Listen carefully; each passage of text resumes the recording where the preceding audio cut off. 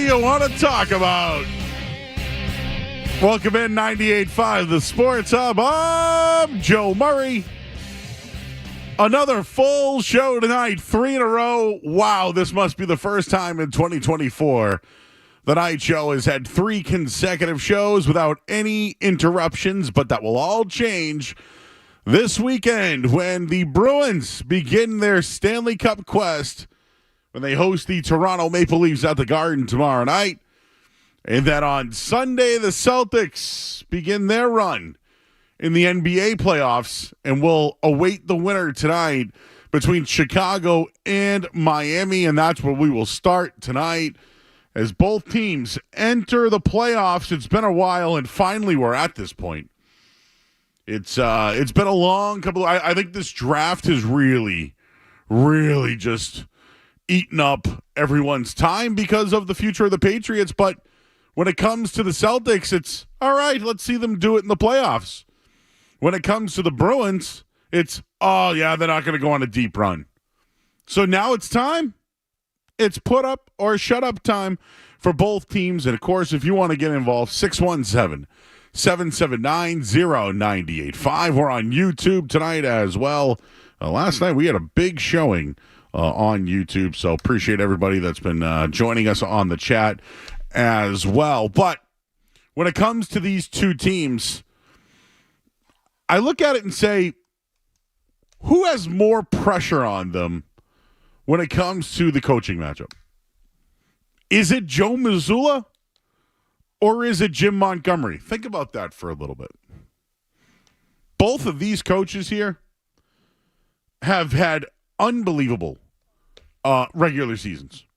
And that's why I would look at it and say it's really hard to move on from one of these guys because of how successful they've been in the regular season.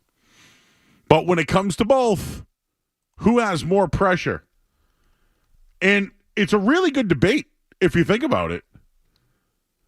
I mean, you look at what Mazzulla's done, one of the better teams in Celtics history, getting bounced in Game 7 at home last year, which is going to be a big feature on this show tonight, the Celtics and how they played at home. So stay tuned for that coming up all night long. But when you look at the Celtics, they're all in. They've done everything. They've made the moves. They've made the trades. They made the coaching staff changes. They added personnel and scouts, etc. They have the MVPs. They made the trades. They've done it all. They're all in. Now, they didn't have some funny slogan like unfinished business or anything like that. It's just been business all year long. They've checked off all their boxes. And here they are now. I think they kind of backed their way in a little bit to the playoffs. They wanted to rest their guys. They weren't showing their hand at all. It's the complete opposite when you look at the Boston Bruins. It's the complete opposite. And a lot of people, I'll tell you, a lot of people, when they look at this team, they'll tell you, don't think it's going to be a big, long run this year. And then you get Toronto, a team that everybody wanted, and I'll keep saying it again, careful what you wish for, but I'm sure everybody would rather have Toronto than Tampa Bay. And there are some things with Toronto that stand out where the Bruins certainly have the advantage. But let's get back to Jim Montgomery. Think of the pressure he has now. The goaltending for the Bruins is a huge reason why Montgomery could be under pressure. Not to mention the first-round knockout a year ago after winning the President's Trophy. If they lose in the first round or don't advance, I'm not sure Jim Montgomery can survive that. Now, I don't have another option for you as the coach. I think he's done a phenomenal job with this franchise, considering the salary cap changes, retirements, playing some of their draft picks. As far as a regular season coach, he's been outstanding. But last year, questionable goaltending moves, right? Goaltending changes. He says that the goalies know who will be playing in net this week, but we don't. So there is just two different ends of the spectrum here. I think if either coach gets bounced, if Joe Mazzulla gets bounced in the first round, see ya. No question about it. But Jim Montgomery playing a favorable matchup, maybe one that they played for, scoring one goal in the final two games to win the division to set it up to take on Toronto, a team that they have absolutely owned in the playoffs, and we know that. But they're struggling, secondary scoring, power play, etc. You know, their best player is under scrutiny for turnovers and some of his defense, yet where would they be without him? Celtics, Bruins this weekend. Bruins lead it all off tomorrow night. We still don't know who the goaltender is. So I ask you, if the Bruins lose in the first round of Toronto, is Jim Montgomery out? Your thoughts at 617-779-0985. On the flip side of that, anything but a finals appearance. Do you want Joe Mazzulla still here?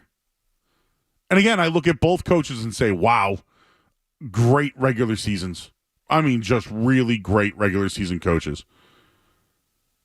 But it's about championships. It's about advancing. It's about an opportunity to play for a championship. It's about having the right plan. It's about pushing all the right buttons. Now, I feel like that about the Celtics. I feel there's a certain way that they play that no other team in their conference could beat them in a 7-game series. As for the Bruins, they're as beatable as anybody, and at the same time, they should be able to win the matchup against Toronto. I'll give you the betting odds on that series if you haven't seen it. It opened up at minus 120 for the Bruins. It's a little low. It's gone up slightly, minus 125, so $125 to win 100 for the average bettor. Odds makers almost like the chances for Toronto in this case. And again, not knowing the goaltender could be the downfall for Jim Montgomery and the Boston Bruins, but let's see how it all plays out. Again, everyone wanted this matchup. Sounds like they wanted it too. But can either coach survive an early exit? I'll give you my take on that coming up on the other side. We'll ask Gaz as well, who's here tonight until 11 o'clock. Full show here on a Friday, and we're anticipating this Chicago-Miami game. The winner of that will play the Celtics on Sunday at 1 o'clock. Once again, the phone number, 617-779-0985. I'm Joe Murray. We'll talk to you guys right after the break. More Joe Murray coming up on the Sports Hub.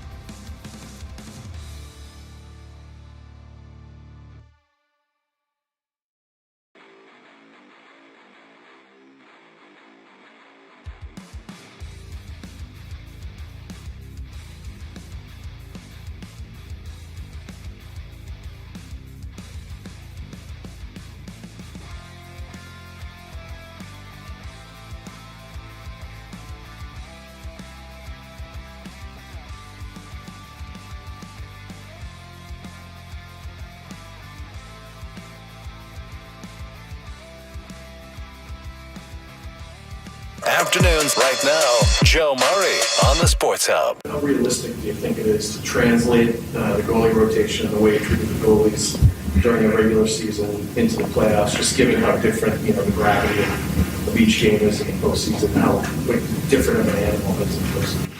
I guess I'll sum it up in the fact that we're very confident in our goaltending. I think it's been a strength of our hockey club for certainly the past 2 years. And, the noise that necessarily goes on outside is not necessarily filtered as much inside as what people may believe, because our goalies know what the plan is.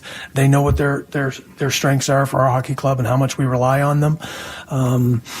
And performance and results will dictate some of this. But we know what the plan is going in, and so do they, and we're comfortable with it. You want to tell us what the plan is going? That's not my job.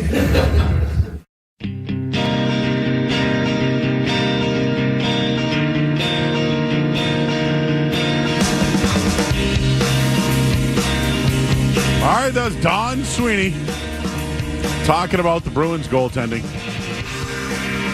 I will say this. I was with a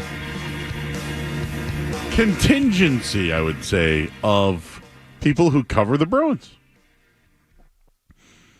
And you know me, I just bring up, hey guys, so what's this goaltending thing? And literally, everyone goes, it's the biggest non-story going. I go, really? Maybe that makes me lazy. I don't know. I don't think I'm lazy.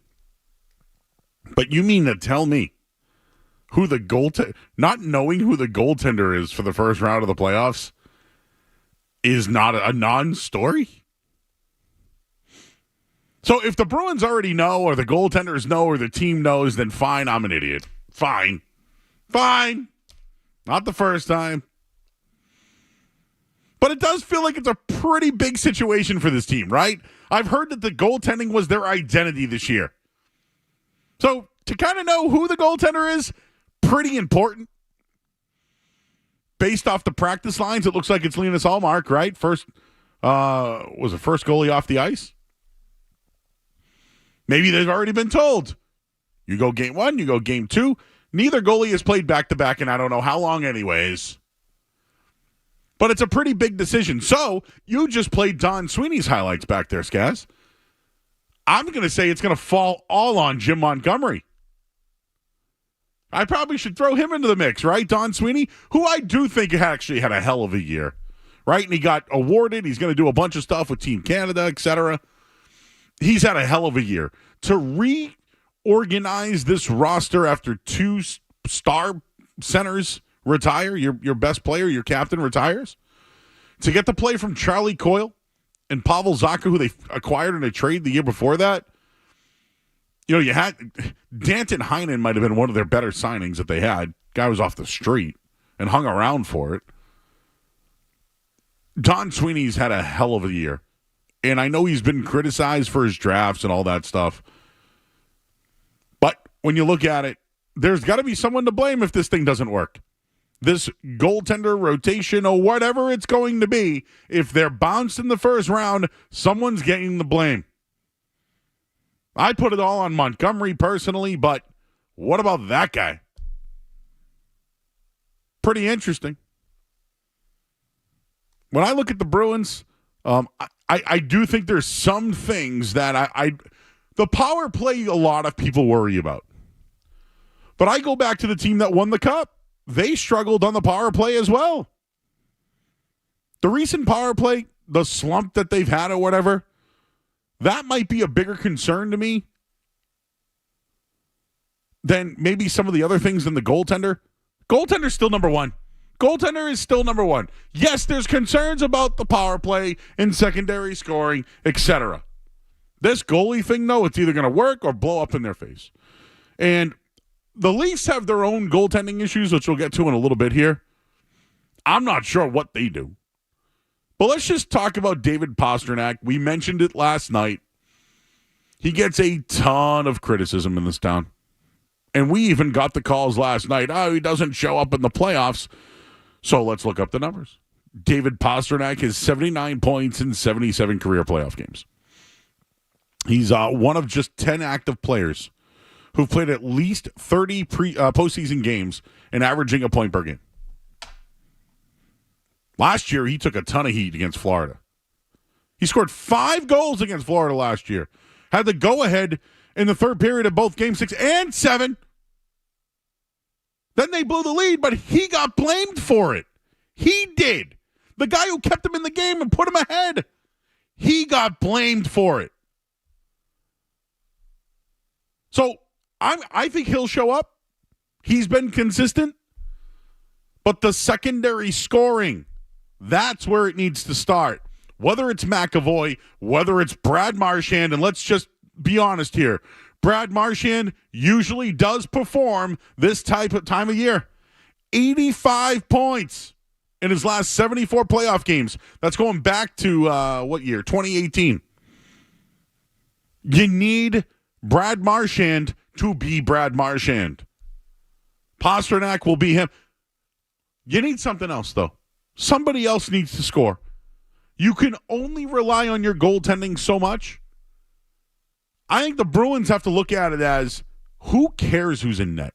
You can win with either guy. Go out there and score. Defend on penalty kills and things of that degree. And try to produce on the power play. And speaking of the power play, right now the Bruins are absolutely struggling on that. They enter the playoffs right now. I'll give you Joe math. 3 for 32. Maz, if you ask me, Skaz, if you ask me, that's about 9.4%. Joe math, 3-32. So they're 3 for 32 on the man advantage their last 12 games.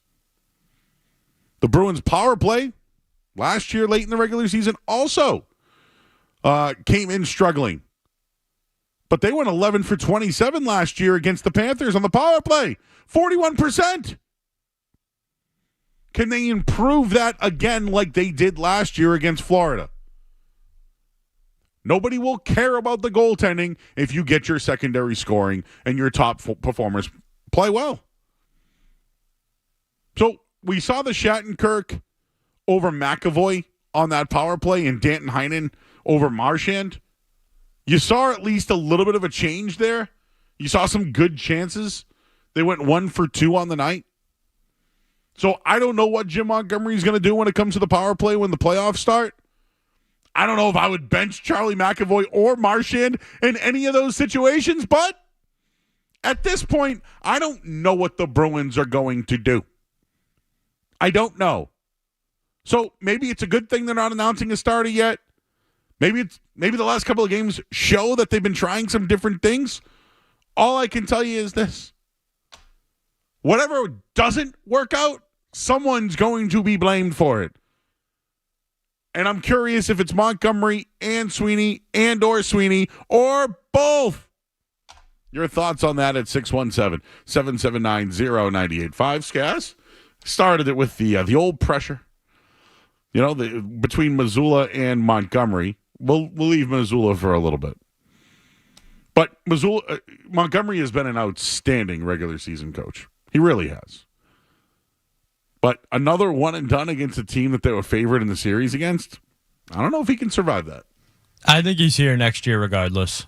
I think he's done such a good job. I know it's the regular season, but he has done such a good job. The players seem to like him. Management seems to like him.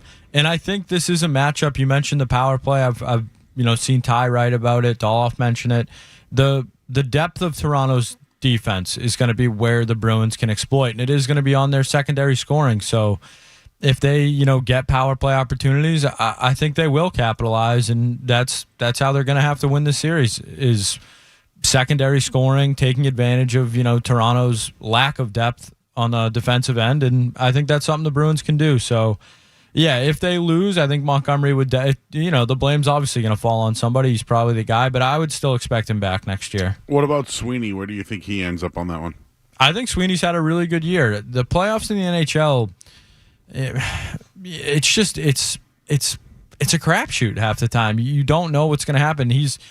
Sweeney's job, I don't want to say it's done, but he did a good job of getting his team. We went into this season thinking what? They might squeak into the playoffs, be I thought a big step back. Exactly, and I think Sweeney, and he was criticized for some of these moves too, and they've all panned out. So I would have a tough time being too critical of Sweeney. Maybe the goalie thing, if anything, that they just weren't able to move one at the deadline and they wanted to. I guess you could hold that against him, but other than that, I think he's done a pretty good job. So there's a lot of talk about the goaltender for the Bruins and what will happen there. The Bruins have an advantage in net against the Leafs, whether it's Linus Ullmark or Jeremy Swayman. I believe they're going to go with Ilya Samsonov. So the more I look at it here is they have more decisions there. They don't know what they're doing when it comes to their goaltender. Like, yeah, they have Matthews and Marner and Nylander and Riley and all these guys that will probably play well. They'll challenge the Bruins defense and their goaltenders. But who's in net for Toronto?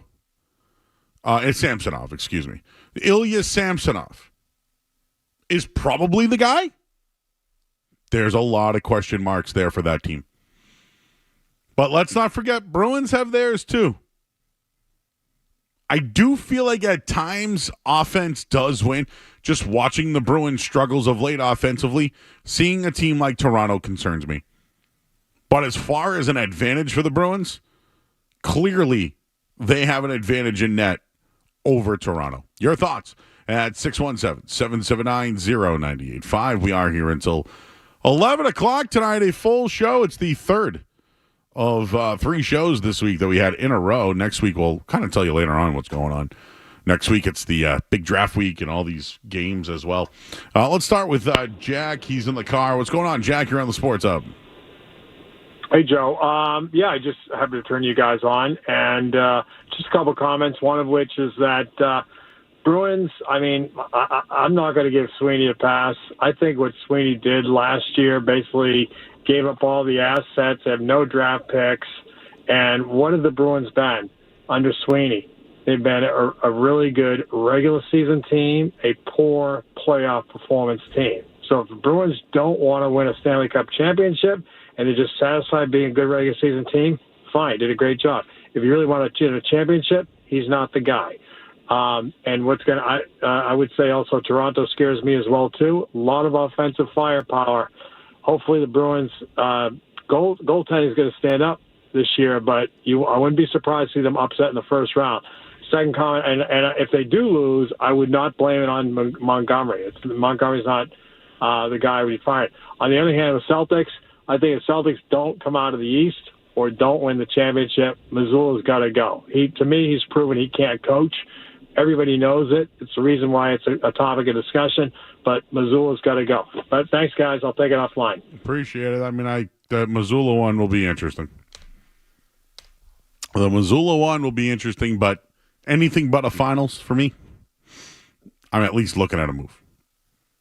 Joe's in the car. Hey, Joe. Hey, Joe. I'm calling about the Bruins, Joe, and I think I want to start with the goaltender and work my way out. I think, in my opinion, Ullmark vetoing the trade screwed the Bruins, not only by moving him and giving Swayman the opportunity to build up a cadence in net playing every night. I also think that there were potentially a third, fourth, or fifth defenseman and a third-line forward that could have been added as part of that trade that would have been really valuable, especially in the playoffs. And I don't think Montgomery should go. I actually agree with the previous caller. I think Don Sweeney bringing Ullmark in to begin with is really the nucleus of the problem with why the Bruins are in this tandem joke that the Bruins are in right now. I'll listen offline, Joe. Real quick, do you think it's a joke? Like, the team is pretty successful this year. I honestly think it's so counterintuitive to what goes on in the NHL, where you have a number one who gets a majority of your games, and you have a backup to give him a break throughout the course of the season, and you ride the number one through the playoffs. That's how traditionally teams that win the Stanley Cup do it. All right. Well, Old friend Harry Sinden had a thought on that, which we'll get into on the other side. Again, the phone number 617-779-0985. We'll take one more before we get to the headline here, and we'll get you caught up on what's happening in that Miami-Chicago game. And, well, let's go to Chicago. Chris is there. What's up, Chris? Joe, great being on with you. I just don't know how Sweeney gets a pass in this town all the time. Shattenkirk, amongst Van Riemsdyk, and let's not forget our old friend Milan Lucic. I just don't know how he's done a great job this year, or he's done a great job the last few years. The previous call is right. You gave your boy Allmark a no trade, a partial no trade. That's on him, okay? And I'd hate to see that Jim Montgomery pay for a lot of Don Sweeney's mistakes. So, Chris, you're making good points. But don't you think, though, like Van Riemsdyk, don't get me wrong, I would have traded him at the deadline, and I wanted to, and I was criticized for that. The guy ran out of gas, but they did find some other guys along the way that could plug and play that were system guys that I think Don Sweeney was a big part of. Yeah, they got handicapped by a lot of his contracts, Joe.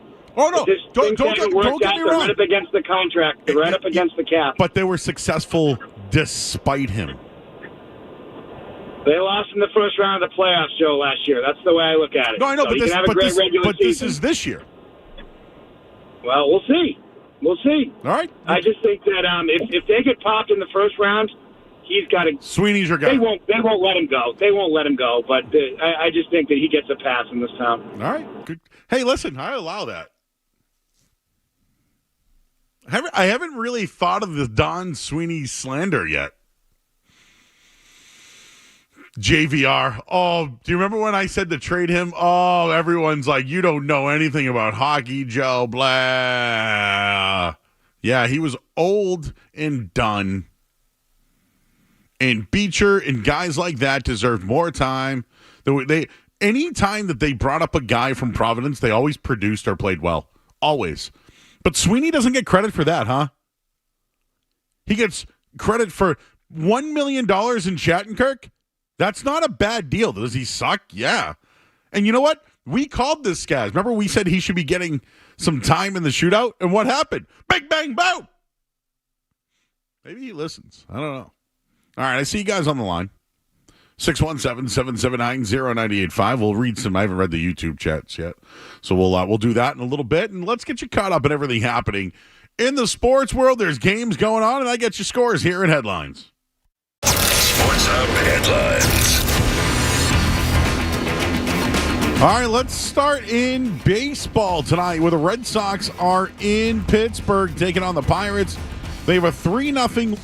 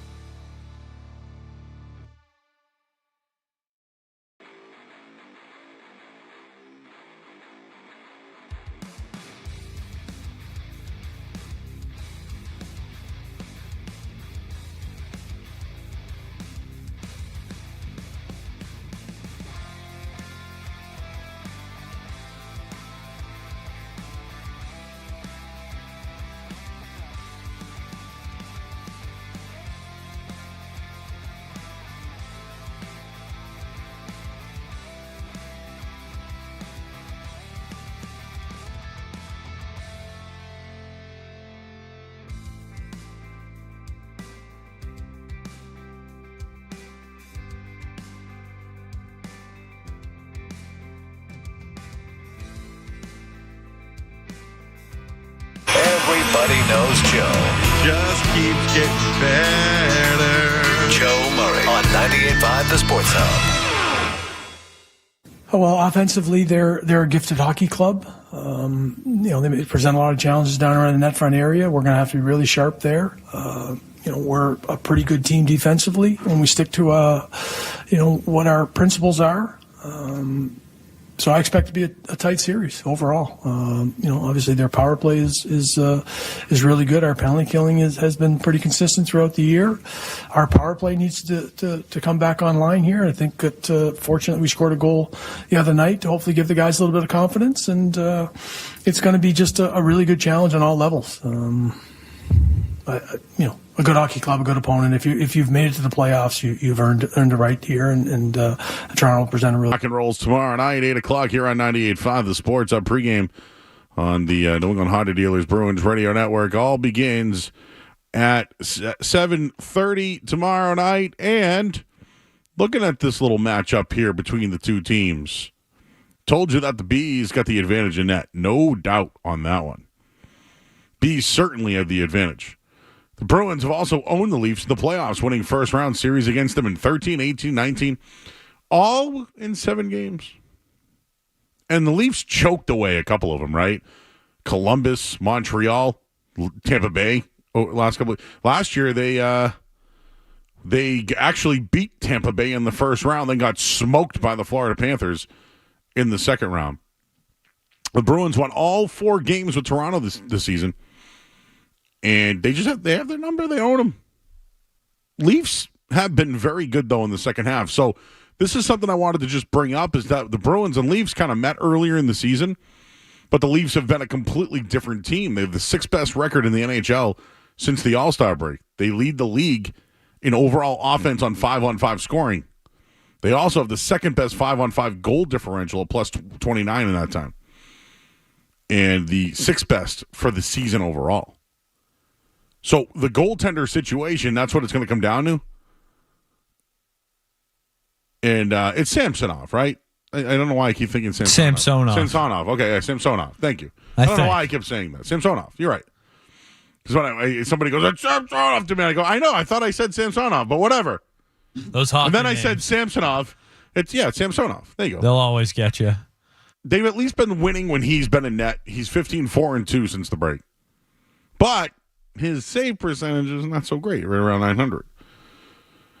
They also have Matt Murray, who didn't play all season. He had that hip surgery, but he has been trying to condition to come back, but he really hasn't played a game in over a year. So I don't think that's going to happen. They've played other guys. I think it's Samsonov. I think that's the guy that's going to be in the net in this series, but that's where most of the questions are for me. Let's talk to Andrew. He is in Plymouth. What's going on, Andrew? What's up, man? How's it going? Good. I just can't. I can't get around hockey anymore. I find it to be the most boring sport other than soccer, and I just don't understand why people give a fuck about. Oh, don't hockey. me up, man! You can't. Come on, man. What are he doesn't care that we're talking about hockey. Not a fan of hockey, I guess. But then don't call about what you want to talk about. That's an exciting Friday night. No, for right real, there. dude. Like, what was that? That's like ignorant. What do you? Oh, I called the radio station and I swore I'm cool, dude. Now you're blocked, bro. You're out. You know. By the way, the Boston Bruins we're the flagship radio station of the team. They're playing in the playoffs tomorrow night. Don't tell me that nobody gives a crap about Bruins hockey. I'm looking forward to it. Because here's the deal. You waited on hold. For 45 minutes when we talked hockey, you wanted to call in. Like, what a jerk. I yelled at a guy last night. You were justified, I think. It was a 50-50 split, but I landed on Team Joe. No, you landed on Team Joe. You just thought his heart was in the right place. I don't think he was being malicious on purpose. But yes, I was Team Joe. Stream wins again. I get it. That's what I got now. Now I get the chat. Everyone's happy about the stream. Best show in the business, Joe. Miami without Butler is a non-starter. Well, the Bulls stink. The Leafs choked it in 2013. That's right. That guy did that on purpose. The chat wins, stream wins. That was a jerk move. Yes, it was. You know, I understand if a swear sneaks in every once in a while, we dump it, but that was ignorant. And now that guy is out. By the way, the Ullmark versus Swayman debate. Sure, everybody knows the numbers. Swayman went 3-0-0 against the Leafs this season. He stopped 93 of 97 shots. Overall, the Bruins have won 7 straight over Toronto dating back to last season, and Swayman has 4 of those victories, while Ullmark made just 1 start in net against Toronto. He made 37 saves in an overtime win on December 2nd. The numbers favor Swayman. Who are the Bruins going with? Your thoughts at 617-779-0985. Steve's in Peabody. Hey, Steve. What's up, my friend? How's things? All right? Things are good. I just had a guy call in and just drop the F-bomb out of nowhere, and I didn't appreciate it. Well, he's done. He's done. He's done. He's done. Just he's like out. He is out. How you doing? I got to see Mrs. Murray the other night, and she was very happy. And it was a great show there, Bad Bunny. Oh, that's great. So, thank you for that. And you're gonna be you're gonna be in the house tomorrow. Most definite. Would miss it for the world. So, what do you think? What do you got? You got any inside tips in there? Who's in net? No, I lost the number to one of my connections there, so I would have found out. But I personally think it's going to be Swayman. Wow. So, what makes you think that? Well, I mean, he's got a better record against Toronto. So give him the shot. And if it doesn't go, then you put Ullmark in for game 2. All right. But the thing is, Joe, yeah, go ahead. They got to win at home here. Stop. They got to win at home. When they lost the Stanley Cup, they lost not 1, not 2, but 3 home games. You can't do that. You can't do that. So that was going to be one of my topics later tonight, Steve. Yeah. Is that the teams need to play better at home. Absolutely. And, I mean, the same goes for the Celtics. 1 o'clock start, and, they got to take care of business. All right, Steve. Good luck tomorrow night, my man. All right, buddy. Good talking to you. Stay well. Thank you. Steve, at the Garden. Night off. Ramping up for the big playoff games this week. He was telling me he might set up a cot there. Just be ready to go. Late night Saturday to quick turnaround. Steve is always ready to go. Always ready to go. Tim in the car. Hey, Tim. Yeah, hey, gents. How you doing? A guy who I would like to see step up, but I don't think he has it in him, and I wish that Sweeney had traded him at the deadline. And I know people are like, oh, no, you can't trade him because he's so awesome. But Jake DeBrusk, I think Jake DeBrusk has been a stiff and a disappointment during his entire tenure with the Bruins. And I think it's a mismanaged asset that Sweeney kept him around at the trade deadline. I would have taken a 4th, 5th round pick for him, something that has more value to the team. Because as the playoffs start, and as everybody knows, I'm not talking about fighting, but in the playoffs, it is a much more physical game. Down in front of the net, you're going to get hacked. You're going to get beat on. And DeBrusk never does that. The toughest forward on the Bruins, who's consistently done that his entire career, is Marchand. And he's like the littlest dude on the team. Jake DeBrusk is terrible. I wish they had another winger who would bring more to the game than DeBrusk does. That cutting away from contact when he's going into the corners, you can't have that in the playoffs. And I really think he's never been the same player. And I know he's been streaky, but he's never been the same player since either in his first or second year when Nazem Kadri drove his head into the boards. Like he should have gotten up and gotten after him. and he never did. And I mean, that showed me something. You got to stick up for yourself. And I think he's a problem. I think the team will be too reliant on Pasternak, Marchand, obviously, Coyle, maybe Zucker. And then after that, the forwards, they don't have enough scoring, really, I think, to hang with Toronto. Their saving grace is the goaltenders and then the D. But the forward ranks, and it just, DeBrusque, man, he really needs to show something this series. All right, man. Well, he's either going to show something or he's out. Or he's out anyways if he shows something. Guy, if he has a good playoff, I'll tell you this much, I think he'll get a good payday. Right? Veteran guys who produce, who are streaky, but show up in the playoffs, they get some big money there. Andrew in Winthrop. Hey, Andrew. Hey, Joe, it's Andrew from Winthrop. Hope all is well. Hey, just calling about this matchup. You know that the Maple Leafs are the last drama left in professional sports yet to win a title for like 50 years, like the Cubs or the Red Sox. Toronto's dying for a win. I was very disappointed the Bruins lost those last two games, but this is a very exciting matchup, and I'm glad we're matching up with Toronto. I think you didn't mention that they also have Martin Jones as a goalie who played some games for them this year. I'm glad Kadri's not on the Leafs anymore. What do you think? Yeah. I mean, as far as I think they're just more skilled now, though. They're a more skilled team. You know, was it a couple of years ago? Who was it? Washington that went with like 3 different goaltenders and eventually figured it out. And the Bruins ended up winning the series. But all I'm saying is that the goaltending for the Bruins is their identity. But they got to score goals, too. You know, unless Allmark's going to be lighting the lamp again. All right, we'll take a quick break. Do we have a giveaway? Yeah, we'll do it next. We can do it whenever. We got a bunch going on here tonight. We're here until 11 o'clock. We're going to talk to John Serenides from New England Football Journal coming up in a little bit. I'll also talk to Bobby Manning from CLNS, get his thoughts about the Celtics as well. In or out, musings, maybe a Joe Me the Money. Who knows? It's a Friday night here on the Sports Hub. I'm Joe Murray. You're listening to Joe Murray on 98.5.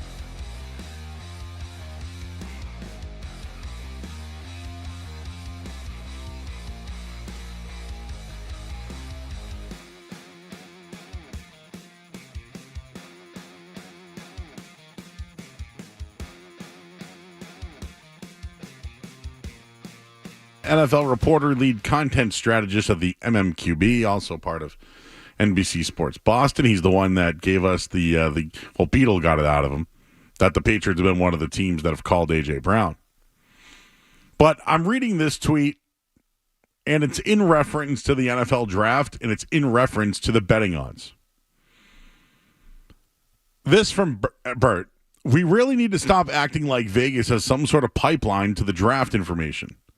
The lines are moving based on what's readily available out there and where money is going. There's no wise guy who's got a war room tapped. Sorry if that makes you feel like Santa isn't real.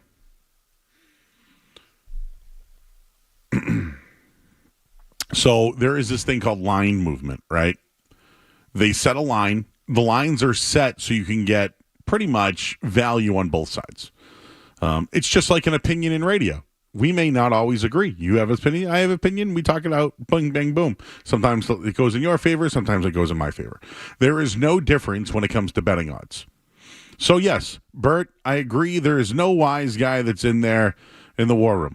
But Bert, there are these things called syndicates where people get information and tell people, and that does happen. And I will also tell you this, that there is unusual line movement when it comes to who the number 2 pick in the draft will be. It's absolutely unusual. But I will tell you what happened last year. Will Levis last year moved up into the top 3 and ended up going later in the draft. But there was line movement. There was some sort of tapped-in information. Whether he went in the top 5 or not, there was still movement, and it was worthy of it. So right now, when it comes to the second quarterback selected, Jaden Daniels at DraftKings is minus 135. That's a small favorite. Drake May is plus 110. So you mean to tell me the difference between Jaden Daniels and Drake May at minus 135 and 110, it's essentially the Bruins versus the Maple Leafs. What's the difference, right? Like, think about that. That's the difference. And with everything that's coming out about Jaden Daniels, his visit, having other quarterbacks there, his agent come out and saying things, saying that he was blindsided by other people being at the visit, that is all real. It's real. So again, you don't need a wise guy to be in there to tap anybody like Santa's not real. It's actual things that happen in Vegas. These things happen. Lines move every day. Lines will move before the draft. Lines will move minutes before the draft. Lines move, right? You ever heard the song Night Moves? On the night moves. Bob Seger. Lines move. It's real. It has nothing to do with a wise guy or information. It has to do with where people in Vegas set the odds on where they think someone's going. Doesn't mean they know it. It just means they want your money. And if they move it to 135, it makes people interested, and therefore people might like Drake May at plus 110. The studio's home of the Celtics, Bruins, Revs, and Patriots. Left side, touchdown Patriots. Boston's home for sports is 98.5, the Sports Hub, Easily Media Group Station. Sports Hub headlines. Red Sox with a 5-0 lead right now in the top of the 6th inning. Brian Bell is pitching tonight. 5 innings, 1 hit, 2 walks, 5 strikeouts, 82 pitches. Is that it? Are they going to send him back out there again? What are they going to do? He went 5 innings. What happens? A couple of solo homers in this one. Willia Abreu, Tristan Casas, Ref Schneider. What's up with the solo home runs? I said this the other night. Can you guys hit them with people on base?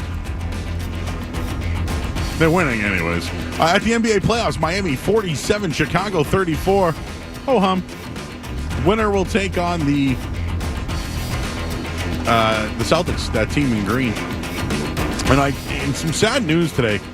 Dave McCarty, part of the 2004 World Series Red Sox, died at the age of 54 after a cardiac event in Oakland. He was at the opening day ceremonies. He pitched and played outfield. And if I have to look this up, I believe he was the number 1 overall pick at one point. Sad news, Dave McCarty. Headlines are brought to you by Eastern Massachusetts leader in drain cleaning and pipelining. Drains by James. Slow drain, clog drain. You need to contact Dreams by James today at dreamsbyjames.com. I'm Joe Murray. Next up, 8:30. Tatum has been spectacular. This is Jason Tatum. Right corner against Embiid. Tatum for a 50-piece. You're listening to the home of Boston Celtics basketball. 98.5, the Sports Hub.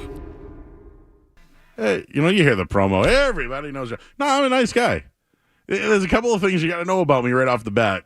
When I'm tired and hungry, I'm aggravated. I'm like a little kid. You got to feed me. Right? When you were Skaz growing up, a little angry, a little upset, a little hungry, a little cranky, right? I'd say it still holds true to this day. Yeah. I get really hangry, though. The other thing is, I seem to think I'm a 0 to 60 guy. There are some people I know that go 0 to 100, man, real quick. Real quick. Real quick. I'm a 0 to 60 because I like to, I get right in there and then it's like, oh, do I really need to use more energy? So I'm a 0 to 60. Last night I went 0 to 60 and it was blowing. But yes, I am on one tonight. I've been on one for a while. How about that? It's playoff time, baby. Who has more fun than us? That's true. We're here on a Friday night. It's kind of lonely in here. I'm not going to lie to you. No one's here. I don't even know if anyone's out there listening in their car. They're listening. Oh, we'll get a good musings later tonight, too. Things happen to me on my ride in. What? But the traffic wasn't that bad. It's school vacation week. I forgot about that, too. Forgot we're talking to Bobby Manning at 8:20. I don't know why I teased John Sarahidi. Already hit me up. Wait, am I on 8:29, 9:29, man? I'm like, John, you just keep working on those draft projections because it's going to be 9:20 tonight. All right, Scaz. So Joe Mazzulla, you watched it, so I'll give you the credit because I'm going to pull a Tim McCone right now. I saw it on Twitter. And again, the Collar Combine, which we're working on, I'm 42 years old. I'm letting everybody know my age. And if you have a problem with that, that's on you. And feel free, if you'd like to call in and share your age, that's great. That's the Collar Combine. I did like the callers sharing their age before their calls last night. I thought that was good. Collar Combine. But I do now tend to watch things on Twitter now. It's like, oh, did you see that? No, but I saw it on Twitter. Hey, did you get the paper? No, I saw the fight, though. I saw Gaethje get knocked out. I saw it. Yep. So that's where I'm at now. So what did Mazzulla do today? He was on the McAfee show? No. He was on Pardon My Take. Oh, sorry, Pardon My Take. Yes, Which is still, okay, see, Barstool still? No, Barstool, okay. Dan Katz, PFT commentary. PFT, the guys. The guys. The guys. And Joe was one of the guys. I mean, they said, they even, before the interview started, they were like, he won us over. We love this. He's crazy, but we love this guy. Oh, listen, I've interviewed him 3 times. I've actually never met him, but I've interviewed him enough. And the first thing him and I did, what do you think we talked about? Rhode Island food. It's like how, I'm not going to come in hot, I want to talk about Dells, and some other Rhode Island foods. But he was on PFT with the guys, and I know he talked about some interesting situations. Like but did he talk about basketball at all? Like, did he have any basketball quotes? Yeah. So, I mean, the main takeaways that were floating around on Twitter was him saying he won't go into a revolving door, he watches the town a bunch. But he did say that was overblown. Talks about his jiu-jitsu coach and all that stuff. Fans are having fun with that stuff. But he did get into the basketball thing. I thought the most poignant thing he said was at the end of his interview when they were trying to say goodbye, and he signed off just by saying this is why I got into coaching. Basically, I have it. I'll play it in a second. All right, cool. Well, Skaz will work on that. But Joe, I will say this about Joe Mazzulla. He was in here last week with Zoe and Beetle. And when they were saying goodbye to him, he goes, I just want you to let you know, we are who we are. And we're all in for this. We're ready for this. And I'm glad he did that. And you mentioned that at the end of this interview when they tried to say goodbye to him, he also kind of just wanted to be, kind of let everyone know how he felt. But, yeah, play us some of the audio from that interview today. I've won us all over, and best of luck in the playoffs, and we'll talk soon. I appreciate it. Hey, and last thing I want you guys to know, I came into coaching because I think NBA players get a bad rep, and you always hear about college coaches or people say they can't coach. I got the best group of guys.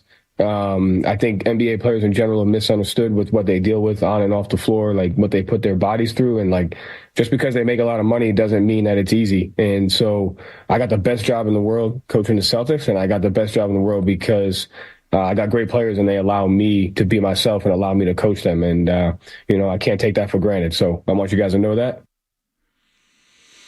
I do like how he does that after the interview. Hey, man, we see you. You want us over. Have a good night. Good luck. No, I want to say one more thing. This is what we're here for. This is what I'm here. This is why I got into coaching, which I enjoyed. I enjoy that. Anything else?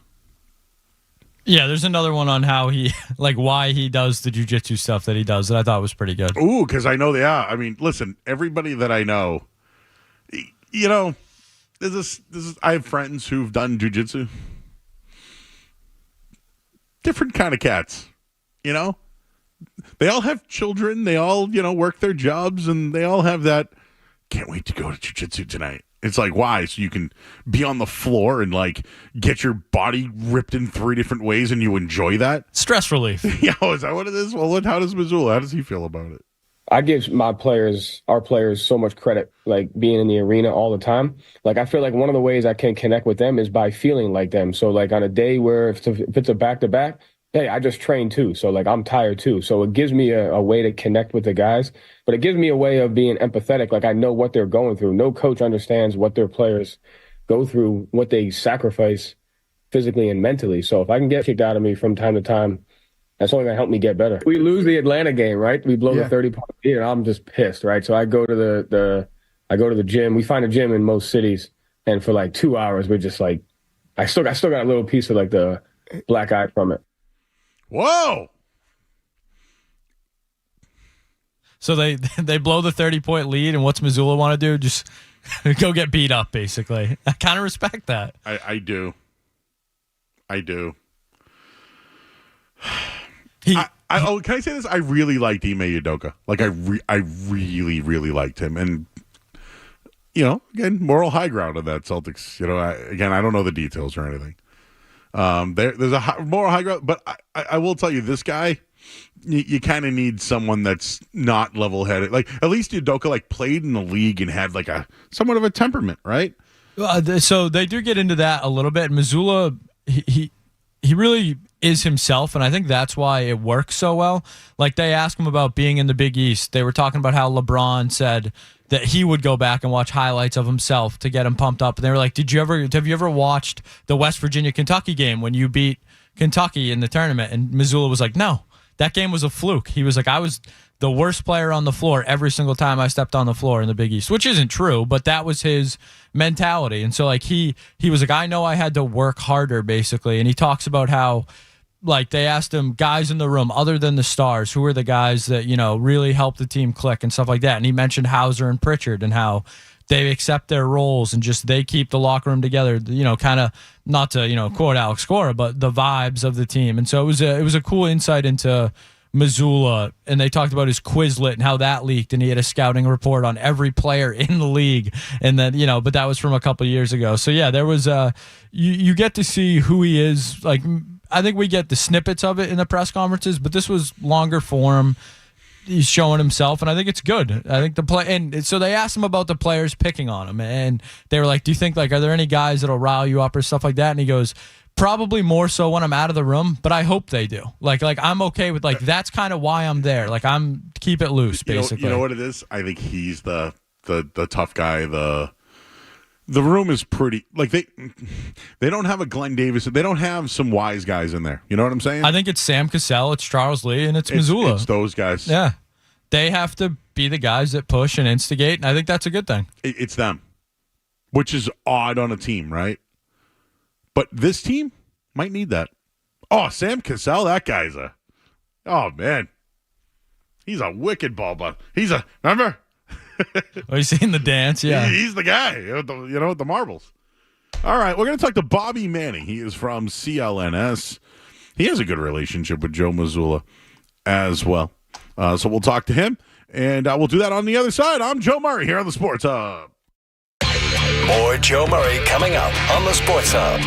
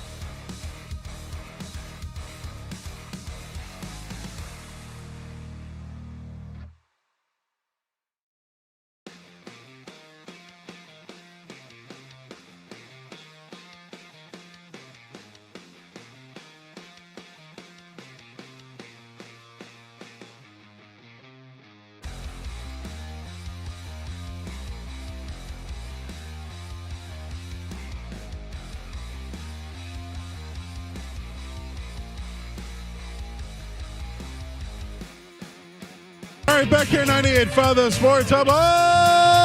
Joe Murray. It's a Friday night. I forgot that it was a Friday of school vacation week. So I wonder what people are doing. Reading some of the chat that we have going on tonight. We need a mannequin in the chair. If we had a mannequin in the chair, who would the mannequin be of? Like, I mean, I could put the wall. I don't know where the Wallachhead is. Being dead serious. But, you know, Skaz, if we were going to have like a mannequin for this show, who do you think, like, it could be? Like, is there somebody like we talk about? Is there a, like I said, like the Wallachhead's down the hall, but I don't know if that's like a. Well, we did used to have a Wally doll. It's at my house. Still but it's too little. It was, yeah. I don't want to get a big Wally. Because we don't need a big Wally hanging around. No, not this year especially. Yeah, and is there another mascot I root for? No. We could just like put a shirt, like make a shirt that just says I apologize, but I'm not sorry. Or out or in. Just have multiple shirts that say in, out. Segment shirts. Hey, we're on YouTube. We can do it, baby. I guess that's one of the restrictions with YouTube is that we can't play our commercials on there, but that's fine. Oh, someone mentioned Samoa Joe. Good friend of the program. Big Show. I got wrestling buddies. I got a John Cena giant doll. I don't know what I need that for, but I have one. We could put a mannequin in the chair. I think that could work. 617-779-0985. That's the number if you want to jump aboard. We reached out to Bobby Manning, and he told me he may be at another number. So if he calls in, we'll go to him. If not, we'll continue to take your calls here on 98.5 The Sports Up just to get you caught up on what's happening. Right now, Miami leads the Bulls 47-37. They're doing it without Jimmy Butler tonight, who is dealing with an injury. But leading the way for the Miami Heat tonight, you would think it would be like a Bam Adebayo type. It's everybody. Jovic has 5 points. Adebayo 6. Tyler Herro 9. Jaime Jaquez, he leads all scorers with 10 for the Heat. I can't believe is still in the league is Kevin Love. He's pitching in tonight. 5 points. If we start looking ahead here, guys, to Miami versus Boston, is that what I'm doing? Is that what I'm doing right now? I'm looking ahead to are they really going to have a Tyler Herro, Jaime Jaquez backcourt versus Drew Holiday and Derek White? Sorry. The defensive unit that is Drew Holiday. Does Holiday even cover a guard anymore? Like, who'd cover Bam Adebayo? Would it be Porzingis? Put Tatum on him. Okay. I'm sure Horford would see some minutes on him. See, I feel like what I would do personally is probably Brown on Herro. I don't know, White on Jaquez? And then I'd probably put Drew Holiday on Caleb Martin. And then to your point, you do have Tatum and Porzingis. Do you think defense is really going to matter? I mean, that's the one thing I'll say about Miami. They scored 34 first quarter points. They scored 13 in the second quarter. They have a 10-point lead. Well, I feel like DeMar DeRozan's going to take the team on his back second half. I don't know what it is. I get a funny feeling Chicago's going to come back in this game. There's not enough scoring on Miami. They scored 13 points in the second quarter. They had to go to, again, Kevin Love and Highsmith, who I actually kind of liked Highsmith last year. But Caruso's playing tonight, dealing with a bad ankle. 18 minutes, 3 points. Dosunmu, I really like. I wonder when he's going to finally get going. But yeah, this is the DeMar DeRozan show. I think he's going to go off for 30 or more in this one. They're going to come back. So I ask again, when I look at DeRozan and the Bulls and I look at Miami, I think Miami's a team that struggles to score and plays defense. And I look at Chicago as a team with budding players in a long time.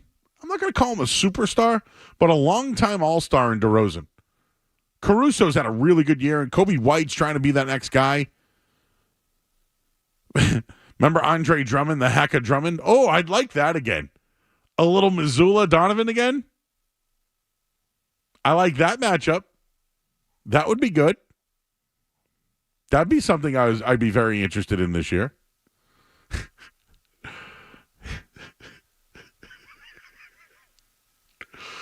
I'm laughing because someone mentioned an idea for the mannequin.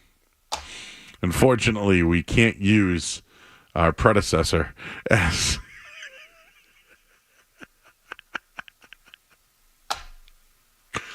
that wouldn't go over well. But I'm starting to think about it now. Who could we put as a mannequin? We'll take that throughout the night. Why not? We've talked about deer this week. We've talked about also, we actually have had a pretty interesting week. Pretty interesting week when it comes to stuff.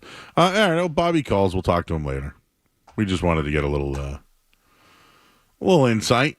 Riz is in the YouTube drumming a monster on the boards. That has been something the Celtics have struggled with of late. I'm going to flat out say this right now. Flat out, and I'm being dead serious. I take nothing away from the last 2 weeks of the season for the Celtics. Nothing. Do you know what I do, though? Peyton Pritchard. Like, that's someone who got the time, performed, scored quick. Like, he almost had a triple-double that last game. I think this team's going to play Cornette, is going to play Pritchard and Hauser, and at times you may see Tillman. I think they might roll 9 deep. It's how they win. It's how they play Mazzulla ball. It's how they get out to big leads, and it's how they bury you. So I'm in on the get ahead, let the other team lay down. Get ahead, lay down. Maybe we can make that a song. Get ahead, lay down. Mazzulla ball, get ahead, lay down. Mazzulla ball, now we can do that another day. 617-779-0985. Hey, by the way, we've got a giveaway coming up in a minute here, so we'll do that for you as well. And just some other things I wanted to tease throughout the night for you. So we already mentioned some of the Mazzulla sound. We talked about the Bruins who open the playoffs tomorrow against Toronto. There is something I wanted to get into regarding the Celtics. And one thing that needs to change for the Celtics, and I'll give you those numbers coming up in a little bit. And they're a great team, but you have a better chance of beating them in a series than in the regular season. We'll tell you who said that regarding the Celtics. But first, let's get to the Sports Hub headlines. Sports Hub headlines. All right. Miami up on Chicago right now, 55-44, 8:42 left in the third quarter. Winner of this game plays the Celtics on Sunday. Major League.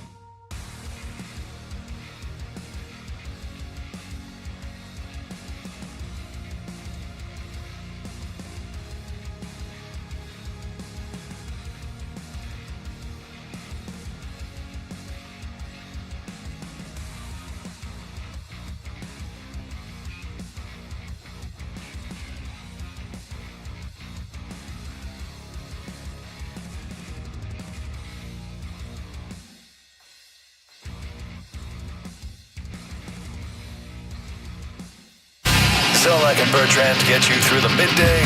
Joe Murray gets you right through the night. I actually spoke with women today. On the Sports Hub. Here's what I'm saying, is last year it was simple, and they didn't even get there. All right? Yeah. If they don't get to the finals, okay, I think Joe Mazzulla has to be gone. Something has to happen. This would be the second year, and I think this would be the second year where it looked like you should have got there, especially when Milwaukee got beat. Right now, Milwaukee's the second favorite. You bet $100 on Milwaukee to make the finals, you make $800. You bet $100 on Boston make the finals. To make the finals, you bet $100 on Boston to make the finals, you win $40. They are a minus 225 favorite against the field to make the finals. There is. I totally agree with what you're saying, Brew. I'm just trying to add to it. If it's not, it would either be fire the coach or trade Jaylen Brown or do something drastic. You can't. It would be the historical precedent of a team with this regular season resume, even if you had a gauntlet in front of you, not making the finals, is non-existent. All right, back here at 98.5 The Sports Hub. Joe Murray here until 11 o'clock at night. Skaz is here. We got In or Out coming up in just a little bit. I don't know what we have tonight. So I don't know if Skaz knows either. We'll find out. So actually, if you want to help out, In or Out on whatever, you can throw them in our chat that we have on YouTube right now. It's real easy. YouTube.com. Search The Sports Hub. Watch live. You'll see me. And there's a chat in there. And you can chat in. And I read them. I also said DeMar DeRozan would go off. And so far, he has 2 points since I've said he's going to go off. So we're going to keep our eyes on him. But Miami scored 13 points in that second quarter. So anyways, winner will take on Boston on Sunday. They got to play on Friday. Oh, did you see the travel schedule, by the way? Miami already has it to go to Boston after the game tonight, while Chicago has it to go back to Chicago. So I don't remember how Burt Breer was talking about a wise guy in a room. Is there a wise guy in the NBA room? What's going on there? And for those asking, that's our buddy Luis in the background. Does a great job for us here. The custodian, Luis is a very big In or Out fan. He enjoys it. We're still waiting. People are asking where Bobby Manning is. I don't know.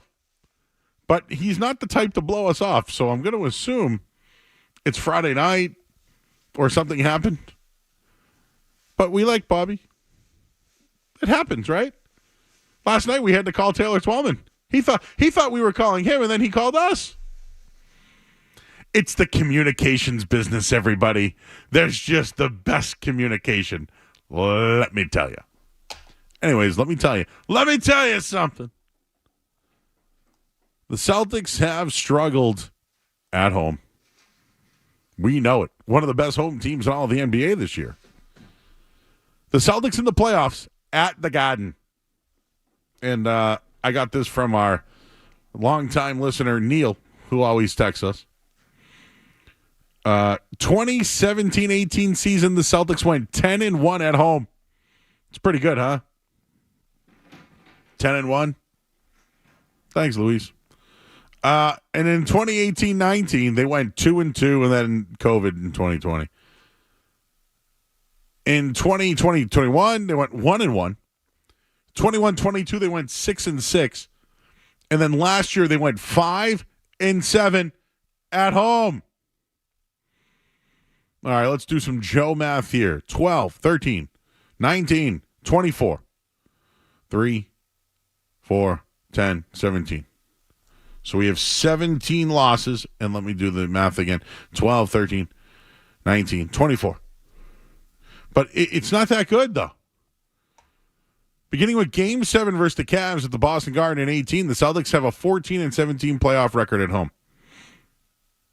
And, like, Tatum and Brown, right? Best duo in the league. Blah, blah, blah. Tatum and Brown. They don't protect their house. Well, who what was that? Click, clack. We must protect this house. Who was that? What was that? Is that Under Armour? Wasn't that like a Ray Lewis thing? We must protect this house. I think it was Under Armour. Yeah. Under Armour. Okay, yeah. Protect the house. Tatum and Brown. The players around the league look at you guys. I'm not going to say soft. I'm not going to say that. They look at you as beatable. Beatable.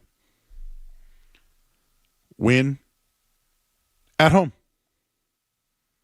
Win at home. You were the best team, right? They were the best team this year at home. Do it in the playoffs now. If Miami comes in there, because they're up big right now. They just had another big shot. You should blow the doors off of Miami.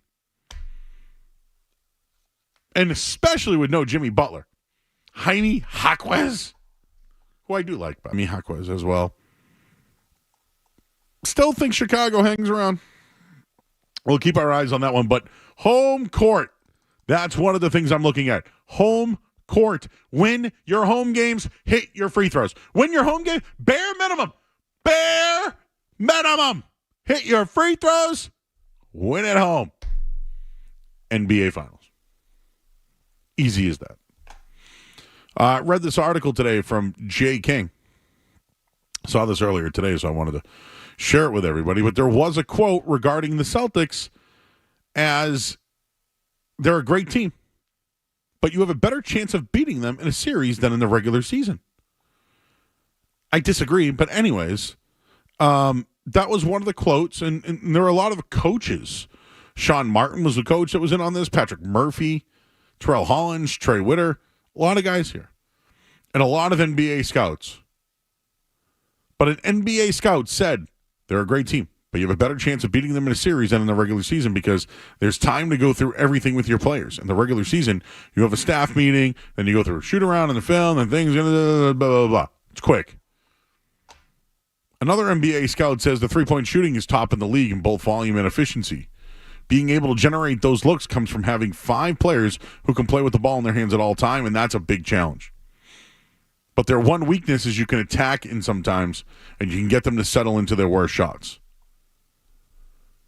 They talked about the firepower that they have, etc. I don't think there's a team in the Eastern Conference that can beat them in 7 games. And not a lot of people can guard Tatum one-on-one. Or Brown off the dribble, or, I don't know, the 60% shooter in the corner and Drew Holiday, or everything that Derek White can do. And I think the biggest impact will be Kristaps Porzingis because he's a threat. If Tatum gets doubled or Jaylen Brown gets doubled, you look inside to the big man. I think that you will see Kristaps Porzingis used differently in the playoffs. Hey, Paige Becker's at the game. So isn't Rick Ross. How about that combo? Paige Becker, Rick Ross. What a combo at the Miami game, huh? I wonder who we would meet. Do you think you're going to meet anybody at the Messi game? I'm just going to try and keep it cool, Joe. What are you eating back there? Just a little dinner, a little leftovers from earlier, a little sub. What you got? Still an Italian sub. Oh, what do you put on your Italian? Just the works. You got to get the works. Oil, vinegar, hots. Yeah. Pickles? No pickles. Mayo? Yeah. Okay. What kind no of bread? Pickles, though. What kind of bread? Just white. Just like a sub roll? Yeah, sub roll. It's going to smell like an Italian when I go in there later? No. By the way, nothing worse than a rotted out, like somebody left an Italian sub in your car. Terrible. Overnight. Oh, out. Oh, you want to know? Okay, quick. Can I give you a quick complaint? How do I put this? I had an event that I had to go to this week. And when I walked into said establishment, it was right around 9 a.m. The smell of fish was in the air. I don't like 9 a.m. fish smell. Not like the ocean fish. I'm talking scallops. I'm talking like a fish and chip. A 9 a.m. fish and chip, is that like a real thing? Like, yeah, I'll get some scrambled eggs and a fish and chips. Not really something I want first thing in the morning. Kind of out on that. Plus, yeah, definitely out on that. I don't want the establishment to smell like fish at 9 in the morning. Because then you smell like fish all day. Out on fish before noon. Out on fish before noon. Can we make that a rule? Can we make that a mannequin? Oh, speaking of the mannequin. Oh, I know we have in or out coming up. A couple of people in the chat. Guy Fieri. We could put him in a mannequin. A deer. A bear. A polar bear. Those are just some of the suggestions from our friends in the chat tonight about who you should be in there. Clams, oyster, no. Fresh fish shouldn't smell fishy. Out.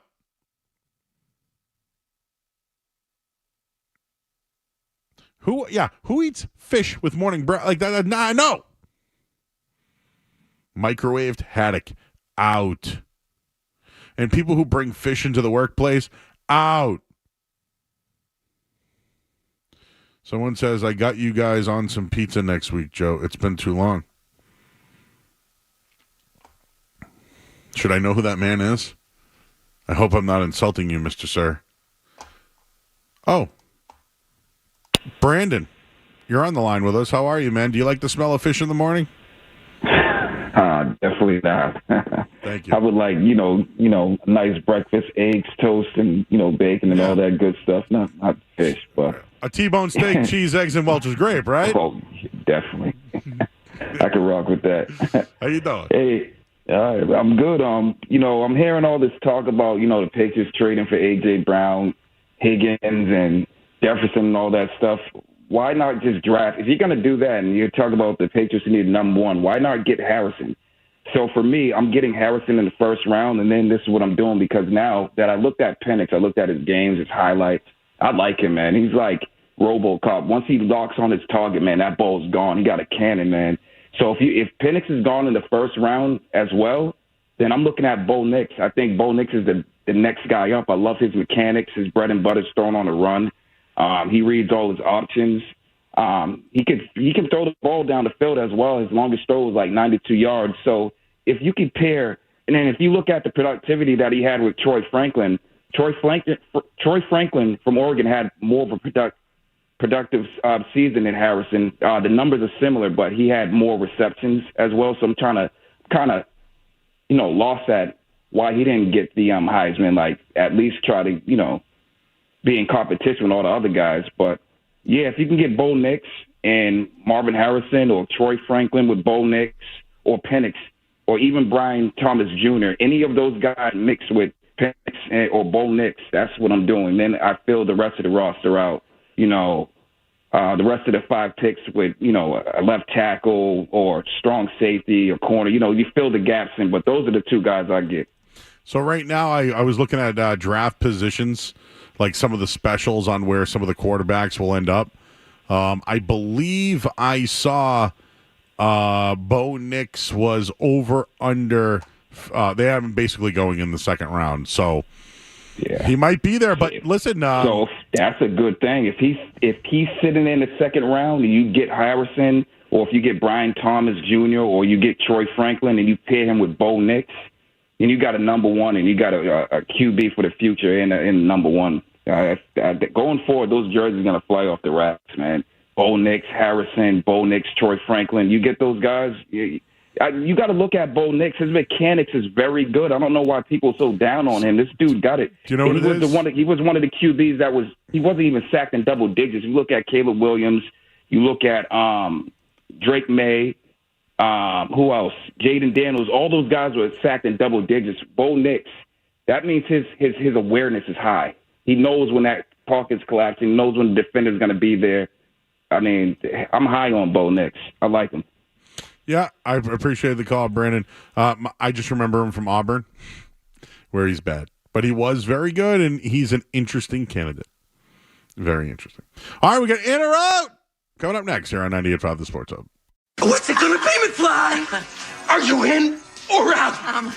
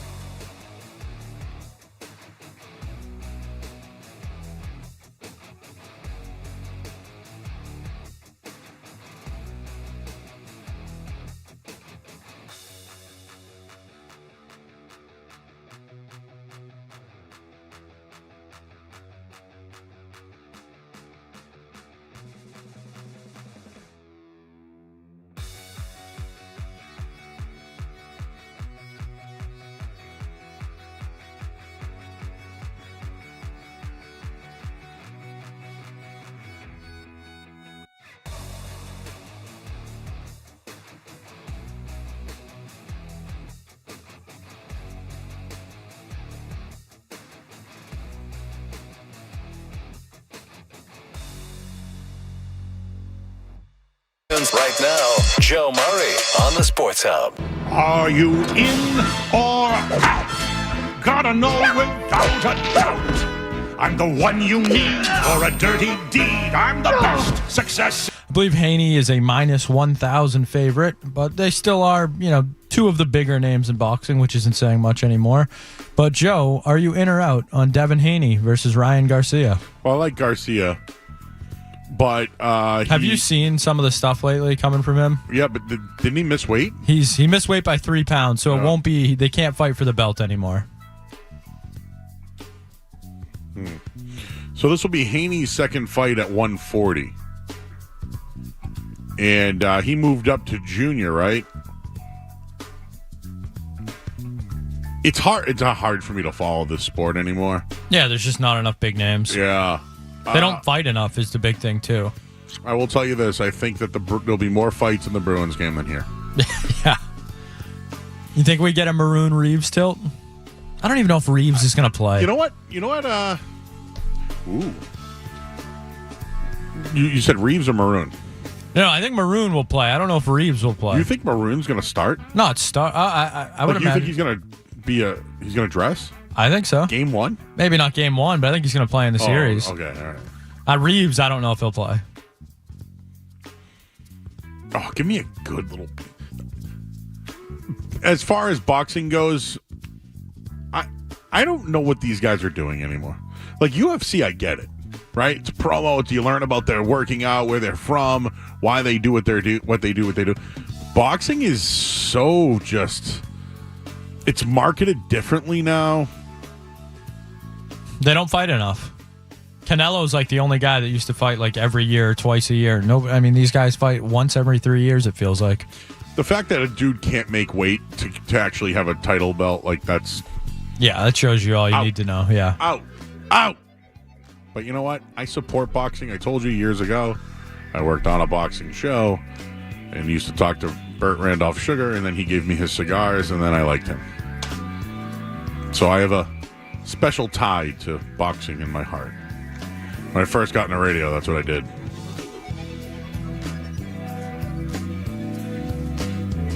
All right, Joe, last night we mentioned Taylor Swift had a new album dropping at midnight, but another one that I was unaware of is Pearl Jam released a whole new album. So, Joe, are you in or out on new Pearl Jam? So I don't love new Pearl Jam, but a couple of their albums, when I actually have enjoyed it.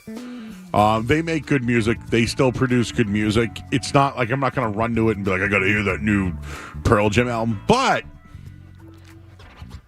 I have sampled there's 31 songs. But I have sampled a few of the Taylor Swift songs. Wow, Miami is just absolutely torching Chicago right now. That's a bit of a surprise to me. Anyways, I heard a little bit of the Taylor Swift album. I haven't heard all 31, so I'm not officially OUT out. It's different. Yeah, the reviews, I mean, usually because it's Taylor, you just get, over-the-top reviews. It feels like this is more split than normal for one of her albums. Here's my take. Just write songs. Don't write about people. Like, I heard a line that was... I had to do it. Saw an opportunity. I'm a hypocrite. In on being a hypocrite. I kind of agree with you, though. Like, I wasn't... it wasn't... didn't really meet the expectations. Like, not to compare Taylor Swift and Eminem, but when Eminem was mad and hated the world, he was great. And then when he got a lot of money and things were good, he sucked. Did you see him and Roger Goodell today hanging out? Did you see that was pretty cringeworthy? Saw that one. That's wicked cringe. Wicked cringe. The same guy that was stoned out of his mind. Oh yeah, with Musburger, right? Was that Musburger and Herb Street? That night I was like, is he high or is it me? All right, what else? Well, Joe, speaking of, tomorrow is 420. Won't get too into it, but Joe, are you in or out on 420 being a national holiday? Yeah. It should be. So, mean, I don't think I have to tell anybody this. I got a lot of emails today, marketing emails today from cannabis companies. Oh yeah. Bro, you're too late. I mean, if you're going to have a party tomorrow on a holiday, aren't you already prepared? July 4th, do you buy your stuff on July 4th? No. When you party, you get it in advance. You get the specials, the good, the sticky icky, ooh-wee. What is it? Yeah.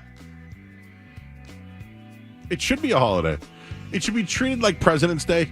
You know, it should be treated like a day like that. You still go to work, but it's celebrated everywhere. I used to go to the Hemp Fest. Is that still a thing in Boston? I don't know.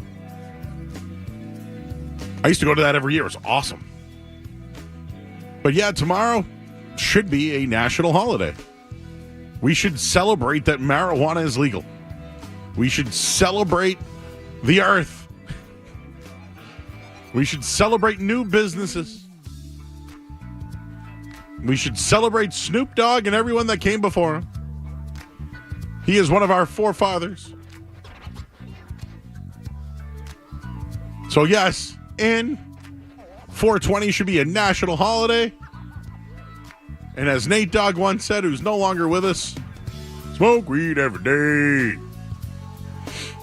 I just wanted to say that. Yes, national holiday. Yes. I remember when a dime bag used to cost a dime. Sorry, fella, you're really cool, but I got to charge you. Keep going if you want. All right, Joe. Smokey. Craig. We'll wrap up with this. The Olympics are back this summer, and flag football is in the Olympics. Joe, are you in or out on flag football? I played flag football for years. It's super competitive. I played it multiple. I played 5-on-5. I played 8-on-8, which is like full contact. I've done it all. I've played in leagues. It is super competitive, and I'm telling you right now, there really is a lot of skill. That's the one sport, flag football, where if you have agility and athletic ability, it really stands out. Now, you want athletes? Nah. Flag football, you need someone to be superior to somebody else in athletic skill. It's not always about size. Yes, somebody could jump or be bigger or whatever. Flag football is all about skill. Now, when I played, I used to hike the ball, turn around, and throw right in my belly. I was the goal line guy, you know? But in flag football, though, you have a rusher coming at you from, 6 yards away? And in the red zone, as a quarterback, you can't run. So it's super competitive. And this should be now, I don't know if they play this in other countries. But here, flag football, super competitive, and at times might even be more competitive than playing with pads. I still am an advocate for playing in pads because that's the real deal, baby. And here's the deal. If you're this flag football star, once you put shoulder pads and a helmet on, things change, bro. Let me tell you. That's just a warning for you weekend warriors who think you're so great at football. Put a helmet on, put some pads on, and then try catching the ball. Are you going to use gloves? What if the safety is coming at you and chops you at your legs? Two different sports, man. Two different sports. Anything else? Joe, that is going to do it for a Friday. 3 in a row we had, but a Friday edition of In or Out. I am looking forward to this musings, though, coming up. 420? Oh. Your musings. Sorry. I'm always got something on the mind, you know, guys. Kobe White just hit a 3 from the SoFi logo. Yeah, unfortunately for him, this was a Chris Paul hitting a 3 situation where it cuts the lead to about 30. Some guy just goes out on the Olympics. All right, well, that settles it. I don't know. With the way the Red Sox are playing, we might need the Olympics this summer. All right. Oh, yeah, that's right. Adam Schefter is talking about Jaden Daniels. What's going on there? You'll hear the audio coming up after the headlines. WBCFM from the Town Fair Tire Studios, the home of the Patriots, the Celts, the Revs, and the Bruins. Boston's home for sports is 98.5, the Sports Hub. Beasley Media Group Station.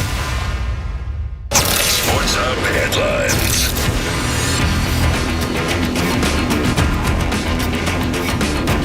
couple of things right now. Red Sox won. They won. 8-1. Almost had a shutout. Brian Bayo, 3-1 on the season, went 6 innings, gave up only 1 hit on the night, 2 walks, 7 strikeouts on 96 pitches. Then a couple of other guys I never heard of came in. Chase Anderson and Cam Boozer, who's got a great Fu Manchu. A bunch of home runs, though. Wilyer Abreu, Tristan Casas, Ceddanne Rafaela, Rob Schneider. What's his name, Rob? I almost called him Rob Schneider.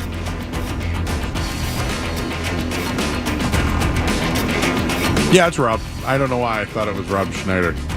Ref Schneider. I don't know why that made me laugh. Anyways, the Miami Heat are all over the Bulls, 103-77. I thought DeMar DeRozan was going to go off.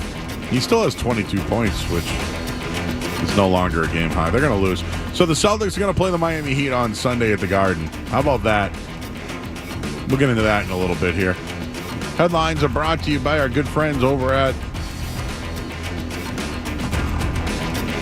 Cape Cod Lumber in CCL Homescapes.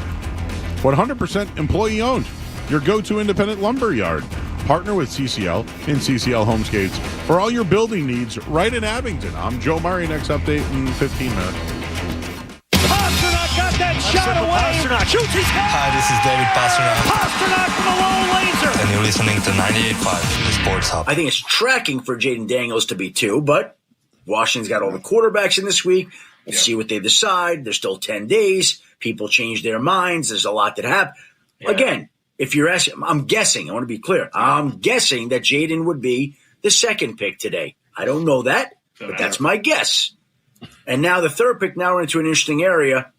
My guess would be that Drake May goes third. And the question is it New England? Is there a team that trades up to get that spot to go get Drake? We're going to see. And by the way, this is how I feel on Monday night at 9:25 Eastern as we tape this. You can ask me Tuesday night, 9:25. I reserve the right to change my mind.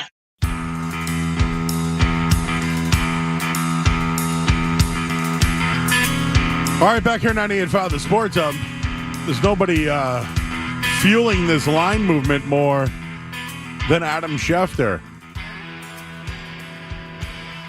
Looking at DraftKings currently, right now, Jaden Daniels minus 140 to be the number 2 pick. Drake May is coming in at plus 110. That moved up a little bit, by the way, since the last time we've talked. Number 3 is Drake May at minus 120, and then Jaden Daniels. J.J. McCarthy just went from 300 to plus 205. I'm starting to think that's real. I'm starting to think that J.J. McCarthy is real. I'm not ready for that. You know, that would almost be like a chunky. Like all this talk all year long. And then it's J.J. McCarthy at 3. It's a chunky. Uh-oh, you got a chunky. Like, what would J.J. do? That's a guy that needs a line in their running game and all that stuff. The Patriots are not suitably set up for that guy. They're just not. They're not. They're probably not set up for Drake May either, but you need a quarterback who can throw the ball. But yeah, J.J. McCarthy, that would be a chunky. You know who we'll talk about when it comes to chunkies? John Serenides from New England Football Journal. Hey, who's this running back from New Hampshire? You hear about him? Dylan Lobb, right? Lobb. Supposed to be like a 5th, 6th round pick. Give him the lob. John knows everybody. Knows the local guys. Knows where they went to high school. Knows everything. Former coach. He's going to join us next. John Serenides next on 98.5 The Sports Hub. More Joe Murray coming up on The Sports Hub.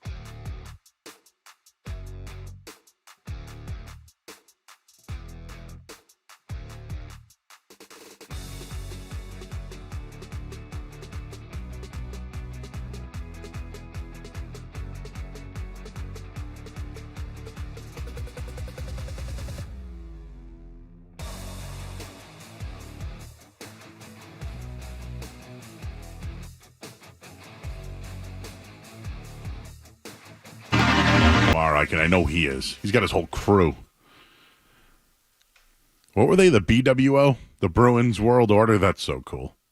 Oh, I was here in studio when you all showed up. And you had like the Ultimate Warrior and all those guys. Anyways, that was cool. And we can't do that anymore. Too many people in one room. That was a wild day. Speaking of wild days, the NFL draft is next week. And we have an expert on the Volkswagen Dealers Expert Hotline. His name is John Serenides, and he works over at New England Football Journal. And he joins us here on 98.5 The Sports Hub. Happy Friday, John. How are you? Good. How's it going, brother? I wanted to get you on because, with the draft and everything, but we've had games a lot. Like we've had like the end of the year, and now the playoffs start this weekend, but we have a couple of days this week. So we actually get to do some draft breakdowns, and I wanted to know, all the talk is about quarterback.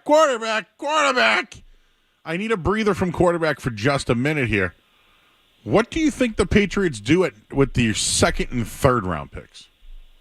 Well, I think to me, when you look at that second-round pick at 34, and it's amazing to me that more people aren't talking about it, to your point. We're so consumed by the third overall pick and the quarterbacks, as you mentioned, that people are kind of forgetting that's a high pick. 34 is a quality pick. I mean, it's in essence on the doorstep of being a first-round pick. I'd like to see them go offensive tackle. I know a lot of people are clamoring for that ex-receiver. Elliott Wolf talked about that yesterday and finding that player that can play backside to trips and 3-by-1 formations.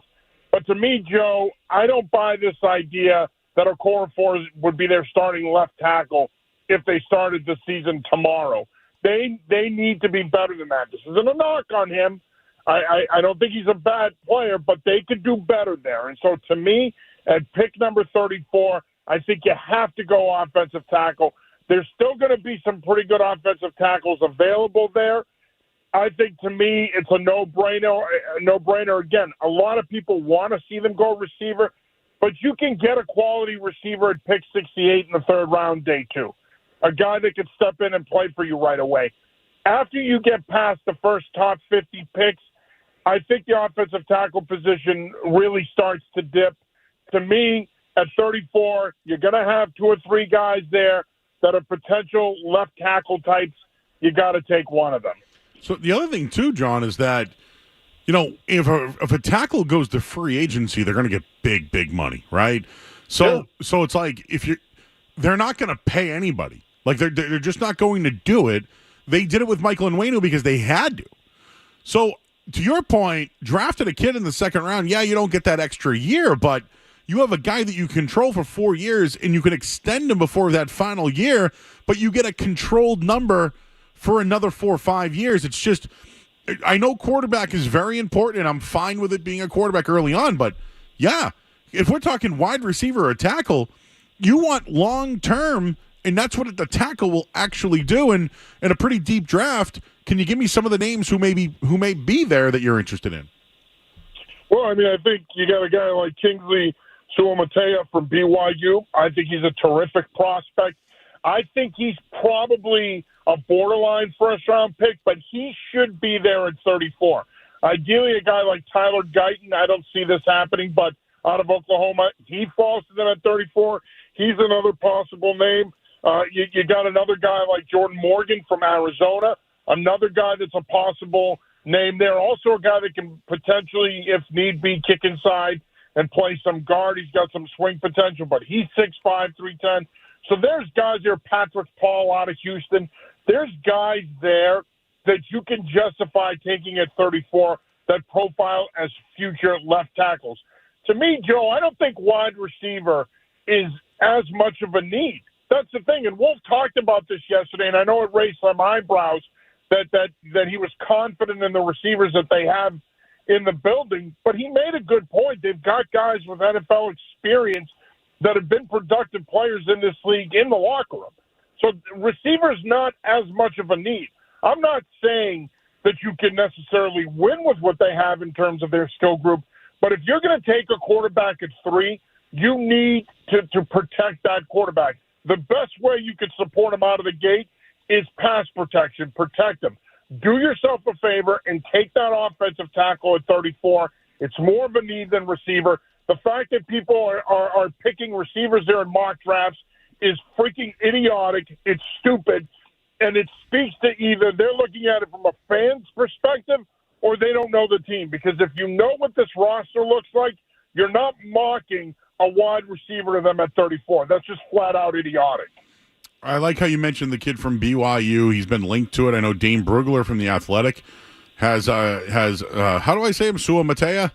Yeah. So he's right there. Sua Matea. Oh, I've seen him play. He's a pretty good tackle. And probably, you're right, probably a fringe first-round pick, which to them, if he's on the board, it's definitely the right pick there. But one thing that you mentioned, I brought this up yesterday on the show, I liked the confidence in Elliott Wolf. Like, you know, I'm glad he didn't go up there and say, you're going to like the guy we get. We know who we want. Like, I'm glad he kind of said we're open for business, but he does like the players that he has. So I did like that confidence. But if you are looking at receivers in this draft, and for years, John, you could literally look at a player and say, that's a Belichick guy. That's a Patriots guy. Although from some of the words they said yesterday, I don't think things have changed. But is that how you still look at some of these prospects as that's a Patriots guy? Because it used to be easy. Now I don't know. Yeah, I think there's certain guys that you can look in this draft and say that's a guy that's a Patriots fit that can play in their system. Because remember, I don't think defensively they're going to change much. I think they might be a little bit more aggressive. I think you might see more pressure packages. But I don't think you're going to see a lot of changes defensively. It's offensively where I think they're going to be drastically different. And it's interesting because I mentioned this earlier. Wolf talking about finding an X receiver. That's him putting it out there that we need a big target, a big body that can play on the backside of formations that can win against single coverage. He's putting that out there.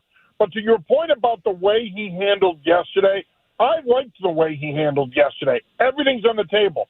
They were a 4-13 football team last year. He cannot come out yesterday and say, we're definitively taking a player at 3, and it's a quarterback. He basically came out and said, we like the quarterbacks. If we have to take one there, we will. However, if the right offer comes along and we decide that it's best for the franchise long term to make a deal, we'll consider it.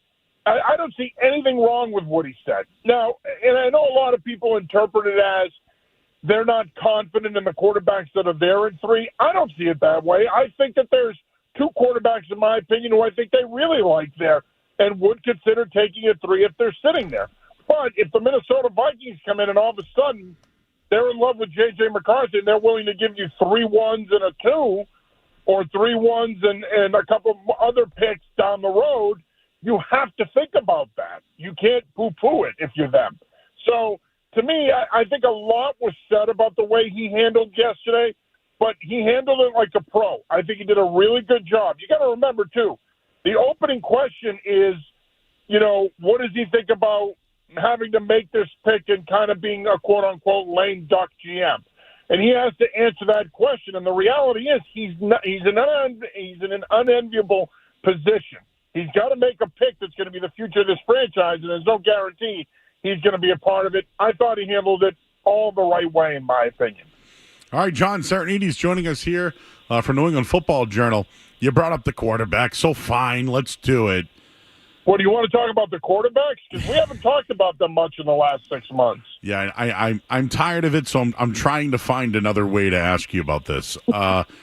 Do you think there's anything there with Jaden Daniels and his agent in Washington and having all the quarterbacks together? And, you know, I brought up the A.J. Brown situation years ago with Bill Belichick. Deebo Samuel and A.J. Brown were like a package deal. They were going and working out together for teams.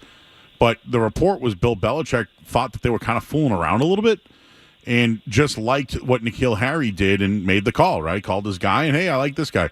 So, again, I don't know how to feel about all those guys being together, and I don't know how Jaden Daniels feels about that, but do you think there's something there, and do you remember that ever happening? No, I don't remember it happening often, and I do think there's something there because it's stupid to bring them all in at the same time. And the whole part of the top 30 visit process is you're identifying 30 guys on your draft board that you feel strongly about, that you want to get to know beyond how you've evaluated them up until this point. You may have met with them at the Combine. You may have talked to them at their pro day. You may have talked to them at a postseason bowl game. But the top 30 visit is designed to have you bring in players and really dig in here and get to know them at another level. When you bring in all these quarterbacks at once, what that tells them is that we kind of see you all as the same thing. We don't really know who we want to take. We don't really want to waste our time on you individually. So we're going to bring you all in and get to know you, and we'll figure it out from there. It's further proof, Joe, that it doesn't matter who runs that organization. It's a freaking clown show. That's all that proves. And so, yeah, you know what? If I'm Jane Daniels, and many people have assumed, and Adam Schefter has talked about this in recent weeks, that he's the presumptive number 2 pick. If you're Jane Daniels, you're sitting there saying to yourself, well, if I'm supposed to be the guy that they supposedly like, why the hell are they bringing me in with all these other guys? I don't want to be around them. I want to be the center of their attention. And so to me, I think that it goes to show you, it doesn't matter whether it's Dan Snyder or Josh Harris, or it could be Santa Claus. It doesn't matter who the hell owns this franchise. They're still going to find a way to screw up and do stupid things.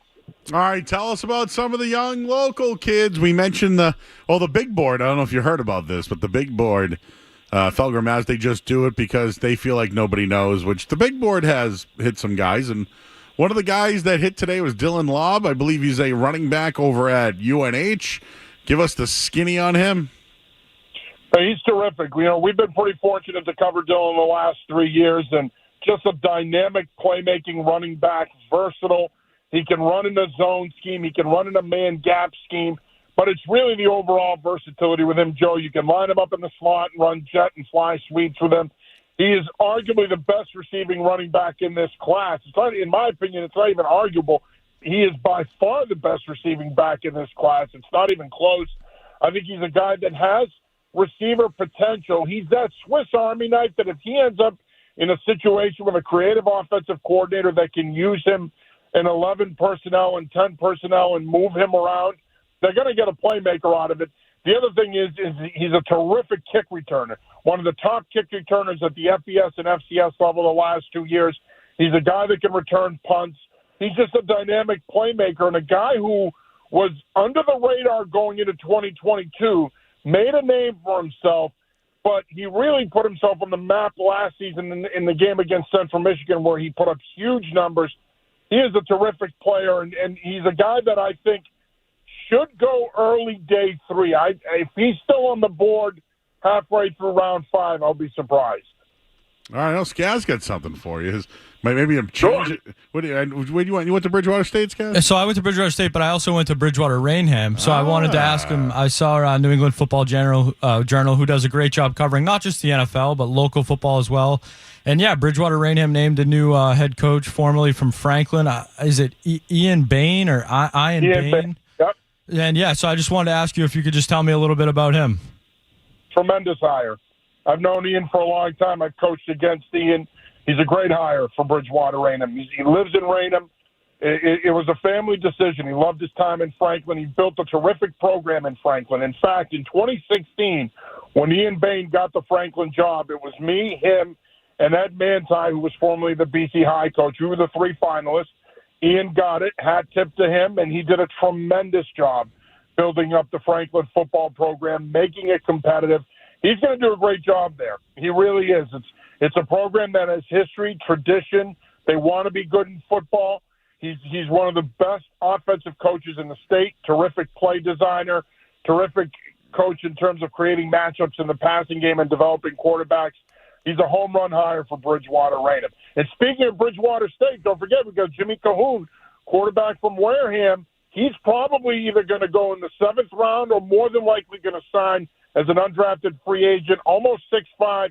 He can sling it. There's a handful of teams that really like him. So a lot to like about Bridgewater football right now across the board. Well, good. Yeah, that's what I want to hear. As a Rainham guy, I'm happy to hear another Rainham guy's getting an opportunity. That's very cool. It is.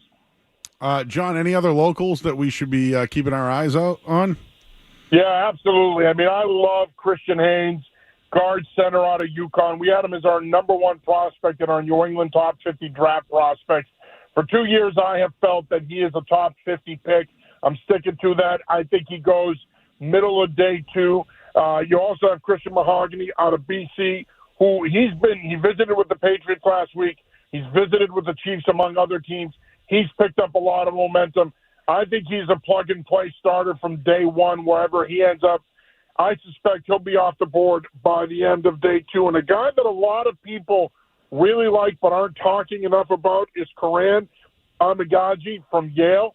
Another guy that can play guard or tackle. He is terrific. Got to see him play covering Yale last year. He is awesome. Another guy that is really athletic. He did miss some time last year. He had a couple of injury issues. But, man, he's another guy that could potentially be a plug-and-play guy. Offensive line was the strength of New England prospects this year, Joe. There's some really good ones. I think all 3 of these guys are off the board by the end of day 2. All right, John, before we let you go here, you were a coach. You played ball. I played ball. So it's hard for me to understand that the NFL is adopting a new kickoff rule where it's never been used at any other level.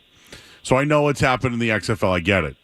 So first off, when you heard about the new rule, if you were on the field, what would you – well, I don't know what to do. Like, you know, I'm used to being the fat guy up front with my hands up, right? Meet in the middle and then go hit some guys in my lane. That's how you did it on kick return. And on kickoff, you basically just run your lane down the field. How do you do it now? How do you teach it now? What is an advantage? Is it size? Is it speed?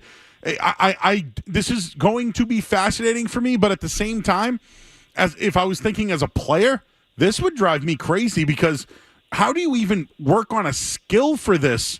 It almost reminds me of the Oklahoma drill for the most part. Yeah, and you know, you can't sell me on the idea.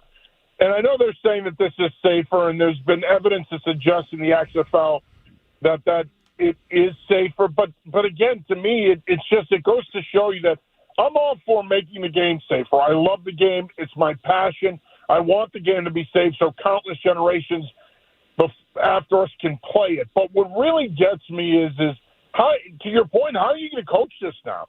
It's going to completely change the way teams coach special teams. Special team coaches are going to be spending a lot more time on this now prior to OTAs and minicamp and eventually training camp. They're going to have to figure it out. And this is something where I think you literally have to sit down and play with it to figure it out. It's not something that you can even have a simple conversation like this because until you commit it to paper and take a look at how you're going to block things and how you're going to handle it, it's hard to even talk about. And so for me, I thought it was a really drastic change. I know they've been trying to, and they've been chipping away at kickoffs and kick returns to try to eliminate them or refine them. I'm all for doing that, but this might just be way too drastic. And Joe, look, it's football, man. It's a violent, physical game. I'm all for player safety, but we got to stop pretending that if we take contact away from the sport, that's all it's going to take to make it safer. It's still a collision sport. You still have arguably the best athletes in the world playing it. I don't see how this is going to make that much of a difference, despite what their data is suggesting. So I guess if you're thinking on the player side, right? So you're about to get a kickoff. So let's say we're up front, right? Are we hand down? Like, are we 2-point stance? Are you in defensive? I still think you're going to have to do 2-point stances because you don't want them wasting movement. They're engaging much sooner now. So I still think you're going to need guys up front that have length and size that can play in 2-point stances. And some of these guys could be offensive players, linebackers, tight ends. Is the long snapper out there? What's going on? You know? Yeah, right. It could be. To me, again, I think you're going to see what you've been seeing with kick return teams, which is going to be a lot of tight end, DN types, backup tackles. You might get, like you said, you might get those long outside backers. They could be on it. I still don't envision, even with this change, I'm not sure that they're going to be sticking offensive linemen out there. You still need athleticism. You still need guys who can block in space. Not that offensive linemen can't, because obviously we know they can, but they've got to be able to sustain it and do it for a longer period of time. So I'm not sure the composition of the type of guys you're putting on the field is going to change much. Yeah, I know that a competitor will, let's do this. Let's go out there. this is I feel injuries, and I feel just it's different, and I'm going along with it, but just for the players' sake, it's hard for me to judge a player on this that it just got instituted here, never in Pop Warner to high school to the next level, etc. Yeah. And that's why I just feel like maybe it's fair for both sides, but at the same time, this could be interesting. No, I agree. And you bring up a great point that these guys that are going to be coming into the NFL now have never, unless they're a veteran that's played in the XFL, they have never experienced this. So there's going to be a learning curve there. It's going to take a while for them to learn to play in this type of a return. It's going to be fascinating to watch the development of it. And again, I hope that they get what they want out of it. I hope that it does reduce injuries, and I'm all for that. But I just think, we're getting to a point now where pretty soon we're going to be wearing flags on belts. And it's not going to be football at that point. And at that point, what are we doing here? We have to seriously ask ourselves that. How far away are we from that? Because if we keep changing the game like this, we're eventually going to become that. It's going to be about running around trying to pull flags. All right, John. Great job. Great discussion. New England Football Journal. Hey, real Check quick it out. before I go. What do you got? I'd be remiss if I didn't ask you your thoughts on the main event, 9-2 and Mania. I hated the ending. I just wanted your thoughts. Wow. So I gave Mania an A. The only thing I didn't like was Sami Zayn winning. It was the only thing I didn't like. Like Gunther losing, I didn't like that. Yeah. I didn't think he would drop to him. But I will say this. It's not that I have a problem with Cody Rhodes winning. I wanted Reigns to win. I'm acknowledging my chief I had for his 4-year run. However, it just got stupid at the end. In a lot of ways, I wanted him to win clean, which he ended up winning. He could have won that match without Cena coming out, and Undertaker comes out of left field. I know they were trying to get Austin. They couldn't figure out the money, but those two guys didn't need to be involved in that match. He won clean. He should have just straight up won clean. Hey, that's that's why they didn't think he was solid enough, so they had to bring those guys out. To your point. Yeah, I guess they were trying to do the whole Avengers Marvel angle. I get it. Listen. I'm like, to me, I'm an old school wrestling fan. I want it clean. If you're gonna give me a swerve, give me a legit swerve. Give me Rollins turning on him. Don't waste my time with two guys from yesteryear getting involved. But I digress. Thanks for the time, as always, my brother. Hey, remember Happy draft week. You too. Remember when they did the NWO versus DX? That didn't work out. That did not work out so well. They did that about 15 years too late. Those guys couldn't walk by the end of it. Are you going to be at Gillette on Thursday? I will be there with the incomparable Kevin Stone, and we'll have a bunch of coverage that night. And we've got a ton of stuff going on the website here in the next 5 days before the draft. So follow along for some good NFL draft content. All right, I might be there Thursday night, so I'll find you. All right.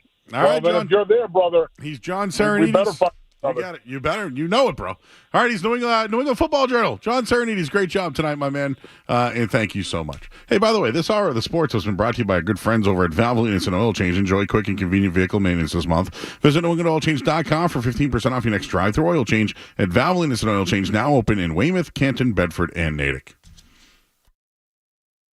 I'm Joe Murray. You're next. Well, no, we're going to go to break and talk to you in a little bit. Sports Hub headlines. All right, the Celtics will be taking on the Miami Heat after their win over the Bulls tonight, 112-99. So it is set. Celtics, Miami Heat, revenge.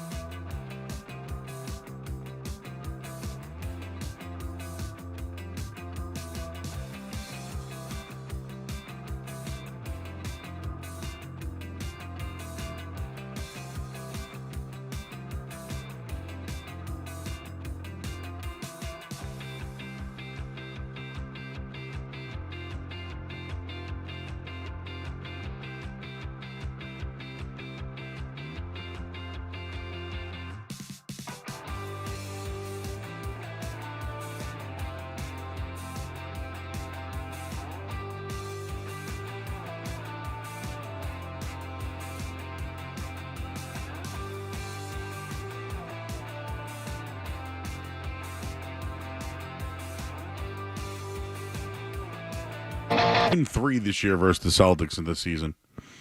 They played back in October. Celtics won 119-111. They played again in January 25th.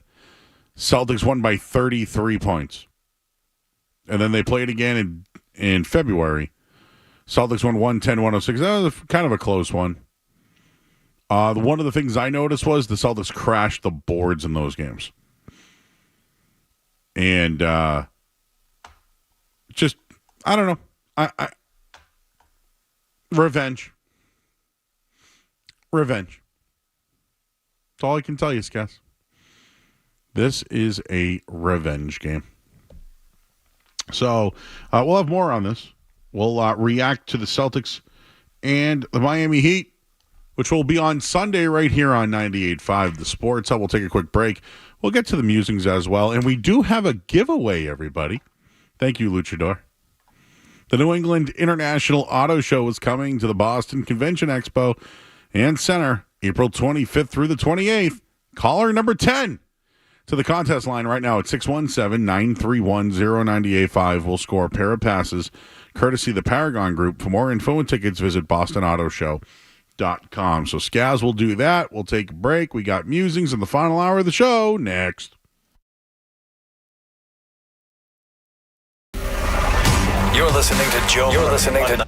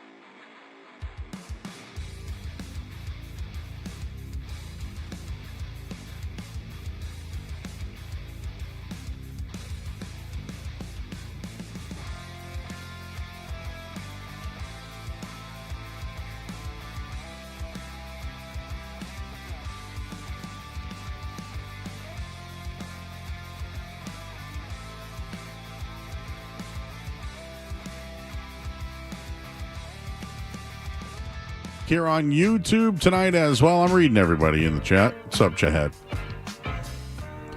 For those who don't know, I had a phantom pooper. Every time I'd walk outside, it was in the same spot. So I have like a Cape house kind of. And you go out, you get a little walkway, and to the left and right is grass paths. But my driveway, there's this little spot. And the dog, it definitely was a little dog because it was a little poopy. But this dog would always poop in the same spot. And it was really irritating me. I had to clean. And I've yelled it. I've talked about it here on the air. Who's pooping on my lawn? I've yelled it. So I think I know who the culprit is. I was proactive. They used the poop bag. So back to my neighbor's story. Talking to him, and he starts telling me about the people in the neighborhood. And he goes, yeah, you know the guy down there? I go, yeah. I go, does he have a dog? Does he have a kid who has a dog? He goes, oh, I think that's his grandson. I go, oh. He goes, he has like a little dog, right? Walks it up and down the street, right? He goes, yeah. I go, oh. So I know the culprit. And I now know. And just so you know, culprit, we have called you out 3 times for it, and you've denied it every time. I don't think you can deny this one, bro. Confirmation. Man with grandkid with small dog. And it's no other poop. It's not a coyote poop. It's not a cat poop. It's not anything else. It's a dog. Who's pooping in my yard? I now know who it is. I now know who's pooping in my yard. So what is this show, like a year and a half? What's the date on that one? Let me take a look. But here we are now. We're getting into the springtime. You know, my grass looks really good right now. Joe, that cut is from August of 2022. Wow. Wow. Okay, year and a half then. But I found out a year and a half later I know who the pooper is. I got him. Needed some X-Files music for this. I got him, though. And all it took was meeting a neighbor 2 houses down. He's like telling me about everybody. Oh, you know, like, oh, is he have a little dog? Because I was on the hunt. So I caught him. Next time I see you, bro, I'm going to say, hey, dude, make sure you don't poop on my lawn. Another thing that happened to me today on the way in, I think there was a road rage incident on 95. I would just suggest to everybody, I get it, right? Someone cut you off. You feel like they messed with the wrong guy. I've been there, okay? Well, let me just preach a little bit of safety here. We don't know what those guys are going through. We don't know anything. Be protective. Don't do it. Don't do it. I watched it happen today. We were in bumper-to-bumper traffic on 95. There were these 2 cars kind of jabbing at each other. Someone cut one off. And the guy in the middle of 95 put it in park, got out of his car. And off with James Franco, 46 years old today.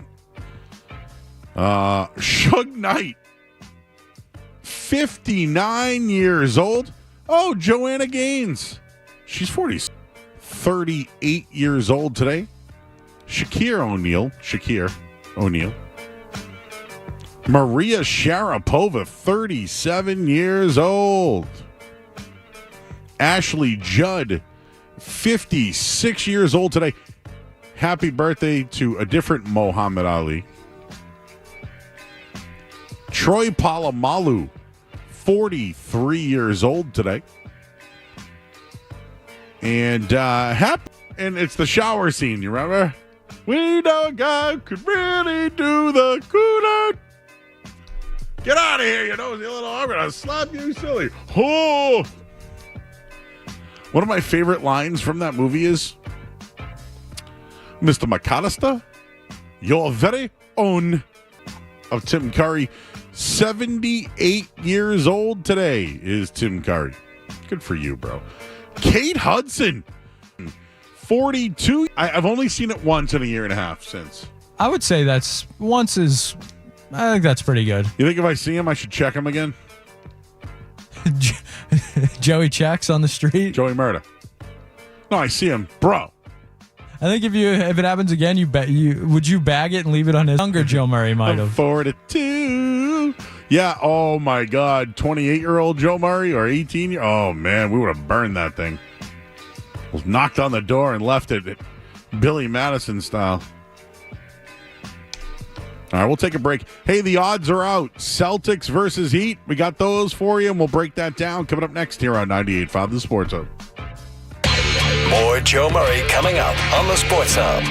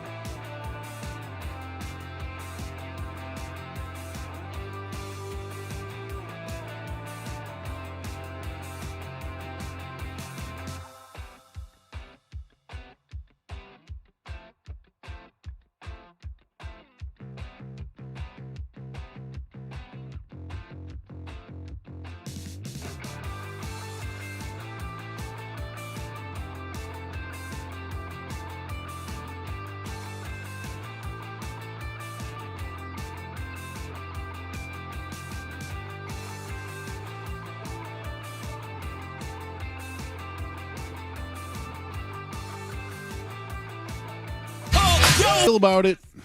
How do you feel?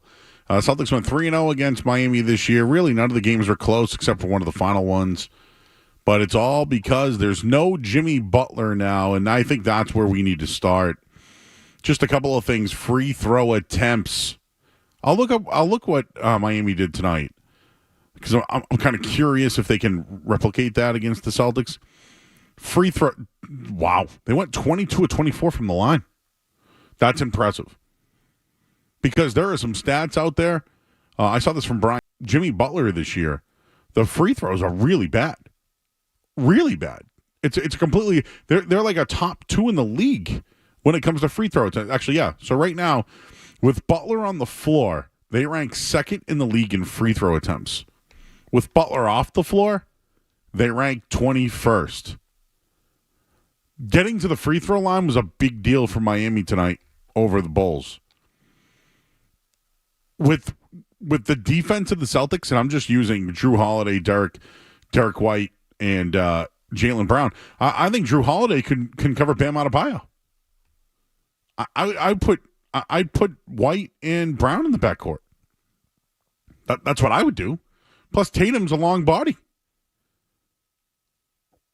So I think free throws, controlling the free throw line, that's where the Celtics can win this series without Butler. That's where it's going to matter. And if they hit their threes and the other team doesn't shoot their free throws, they will win playing Mazzulla ball. Give you the odds coming up in just a little bit. But let's talk to Saki. Hey, Saki, haven't talked to you in a bit, bro. Joe, how's it going? Good, man. How you doing? I'm doing well. I'm doing well. Hey, what are the Celtics, 4-0 against Miami this year? I think it was 3-0. Yep. 3-0. There's no reason without Butler that they shouldn't win this series in 5 games. Well, now how does it work? There's it's 5 games, right, in the first round, and then it goes to 7? Well, yeah. I mean, they got to beat them in best of 7, right? First round. Yeah, so. I don't know why I was thinking it might have changed, but NBA playoffs. No, best of 7. Yeah, so best of 7, you know okay. they go down to Florida. They enjoy the South Beach life for a little bit, yeah, and then 2-2-1-1-1. Yep. So it would be 2, yeah. 2, 1-1-1. So yeah, I mean I feel a gentleman's sweep, but whatever. And next round they got Orlando again. Keep it down in Florida. Ooh, hopefully, I think. So the Cavs would be, I think the Cavs would be, you would think would win that series, but you're right. If they stayed out there, would they just make a trip to Orlando? Yeah, not bad. You know, keep it nice, and no long series. Last year they had 6 games against Atlanta. Second round, I think it was 6 or 7 against who was second round? Knicks. So, you know, they just. Well, I think they'll see New York. So my prediction is it's Miami, Cleveland, New York. Okay. Well, nonetheless, they need to stay healthy. They need to stay fresh, and no long series against these guys in the first couple rounds. Get out of there unscathed, no injuries, and walk into the Eastern Conference Finals and do your business, because this is the year. If they don't take care of it this year, then, you know, you got to be really skeptical in terms of paying Tatum and all these guys big money. I think they'll pay him no matter what. The question will be if Joe Mazzulla's here. Like, anything but a finals appearance, I think if they lose before then, he gets canned. And to your point, Miami's got the coaching advantage. Bolsters for sure has a leg up on. We'll find out. On Mazzulla. We'll find out. We'll find out on that one. Good talking to you, buddy. All good right, talking Saki. to you. I'll talk to you soon, buddy. Thanks. I'm holding. Listen, I think Eric Spoelstra is one of the best NBA coaches in the league, maybe of all time. I'd like to let it play out a little bit. I'd like to see if, Sam Cassell is coaching the defense. I'd like to see the progress Charles Lee. Charles Lee is going for a job. Right? Charlotte's one of the teams that are interested in him. So I think he wants a job. But I feel like those coaches now step up. I feel like you're going to... I'm very intrigued to see how Mazzulla plays this series. And I'm curious to see the coaching overall. I still think the Celtics' biggest problem is themselves. That's their toughest opponent. I'm not worried about who you see in the Western Conference or any of that. I think themselves. Turnovers, late game situations, settling for threes. those kind of things. When the other team goes on a run, the timeout situations. I think the way things are set up, you play against Miami, they like to slow down the pace, but they don't have Jimmy Butler. I don't think they have the scoring. That's my opinion. And if you look at what they did tonight, it was impressive. Tyler Herro, 24 points. Jaime Jaquez, 21. But I'm telling you, you put Derek White and Jaylen Brown on them, it's a different story. Right? You could put Drew Holiday on Bam Adebayo. And that gives Tatum flexibility on Caleb Martin or Jovic or whoever else they want to use. Porzingis on Kevin Love, you name it. And yes, Duncan Robinson will give you some points off the bench. Highsmith gave you a little something. Yep. They know this team. Defensively, the Celtics are better. They're just better. And the three-point percentage tonight, hats off to Miami. They shot 42% from the field, 14 of 33. Now, they shot 42% and scored 112 points. I think the Celtics can do that or even better. You're laughing. I see you smiling, Skaz. What am I missing here? Oh, okay. James is in the car. Hi, James. Joey, how you doing? I know your voice. I come in peace. Just want to clear the air. All right. Yep. I maybe overreacted, and I apologize. No, I'm not sorry. I'm not sorry, but I apologize. No, listen, I get it. Poor choice of words with the let me help you out thing. You were yelling, I got all rattled, I said the wrong words, but listen, huge fan. Been following you since, you started 98.5. Oh, yeah? You weren't following me before then? No, I can't. I'm not going to lie. I didn't. Okay. Yeah, I've been in the business for a long time, man. I know. You're old. No, yes, I'm 42. You're 32, right? Yeah, that's right. Yeah, that 10-year difference, I was working at small radio stations grinding. Jesus. Good for you, man. Well, listen, clearing the air.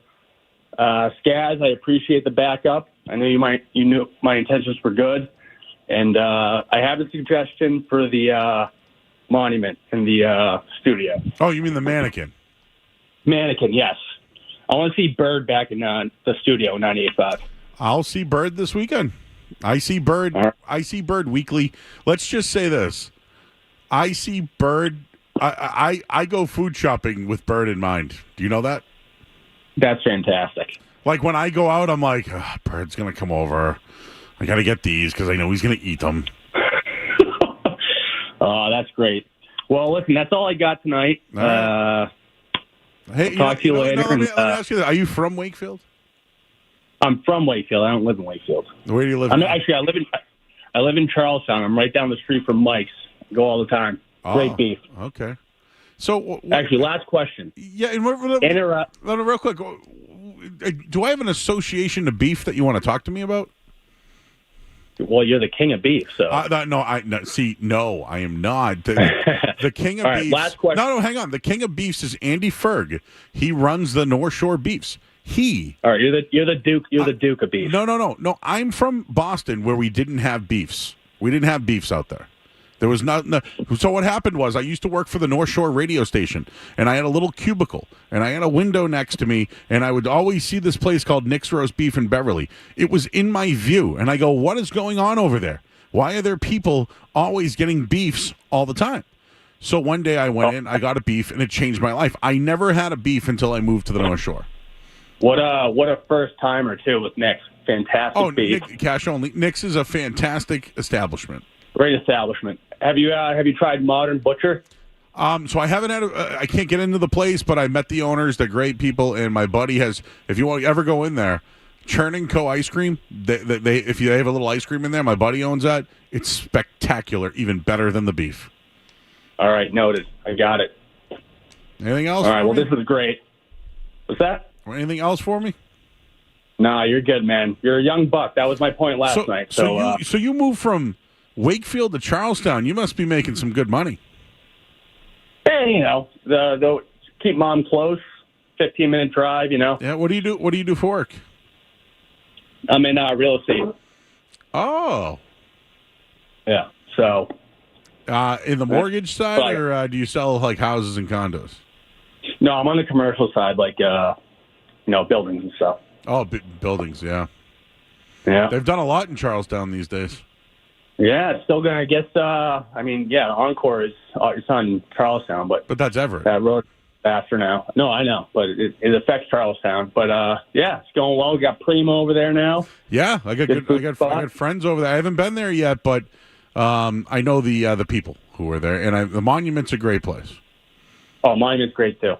They know. All right, well, listen, Joe, have a great night. Love you, buddy. And, Scaz, get in to stick together. Thanks, Jimmy Real Estate. Think we made up. Anthony, hi. Joe? Did you just hear me shout you out?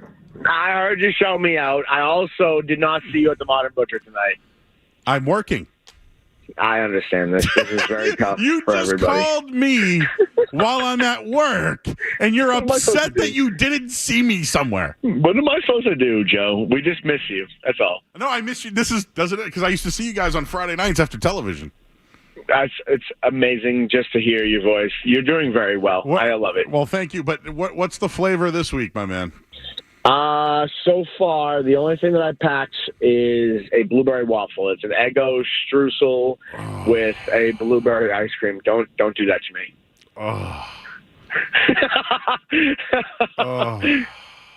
What are we going to do with these Celtics, man? Is Al Horford going to hit 6 threes in our first game? I don't know, but can you guys make like a Celtics ice cream or like a Bruins ice cream?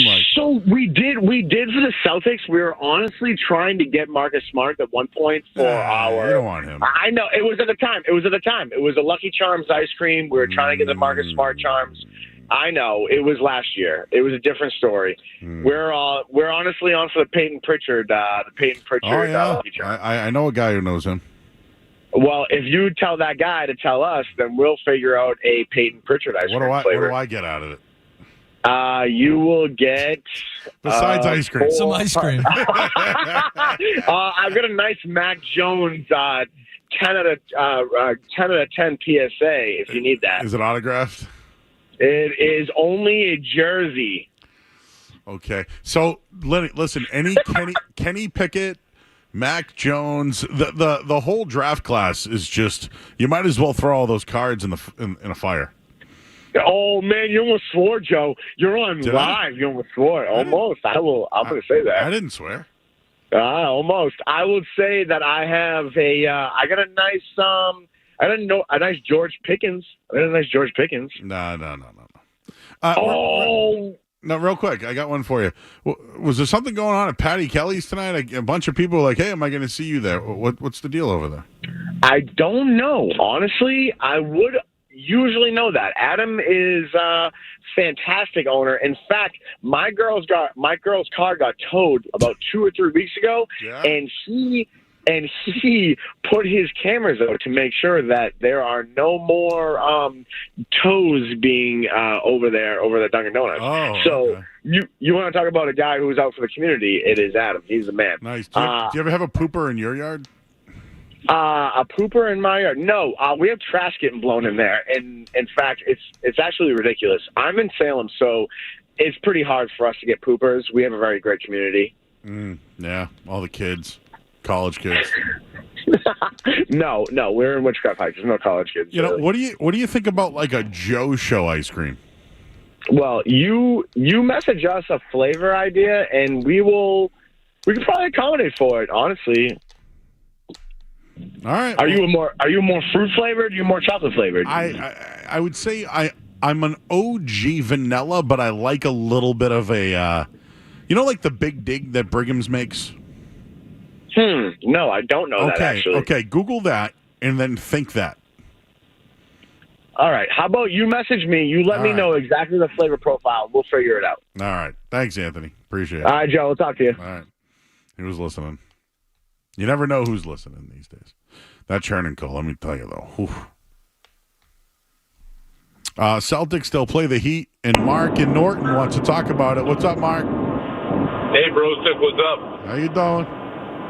Not bad, man. I think I just became a grandfather. I still have my granddaughter visiting her. She's only 3 weeks old, and I'm going to be Grampy Mo. And as Moses Malone said, I think the Celtics are going to be faux. I think they sweep the Heat. So you want to bet a sweep? On the Heat, I do. I think they sweep them. The Heat sucks. I was down there in Miami for a game this year when they won by 33. Celtics dominate the Heat. Yeah, but you know what, though, dude? I feel the same. Like, I feel like they're garbage. Like, no, man. They're just, somehow, some way, they're going to keep it close and keep it competitive. All right, well, listen, on the NFL draft, Joe, just quickly. Yeah. I hope Jaden Daniels slips to the path because I'll tell you, we've never had a running quarterback.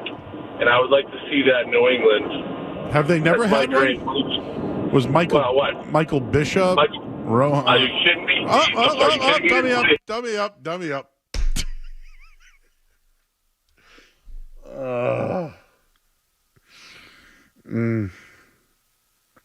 You deserve combat pay, guys. You deserve combat pay.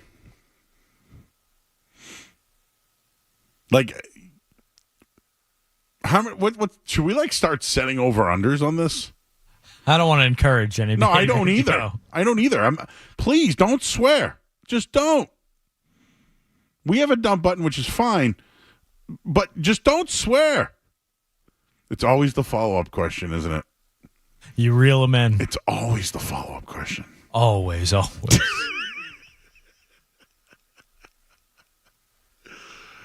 Should we do Joe Me the Money? Let's give you the odds. We'll give you the Joe Me the Money coming up after the headlines.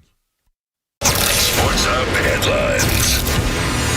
All right, let's start with the Red Sox. They won tonight, 8-1 on the arm of Brian Bayo and at the solo home runs of Willie Abreu, Tristan Casas, Adon Rafaela, and Rob Ruffschneider. They'll play again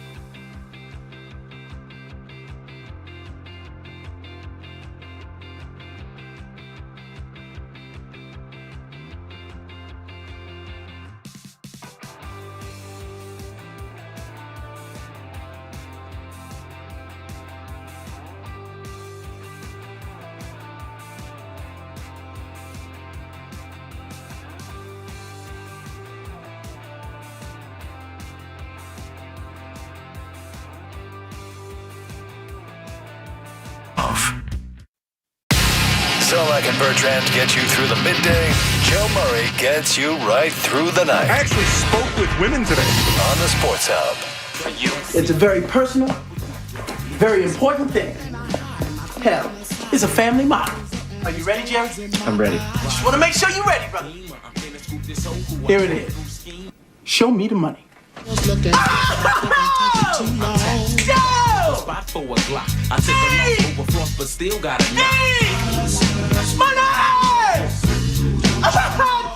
does that make you feel good just to say that? Say it with me one time, Jerry.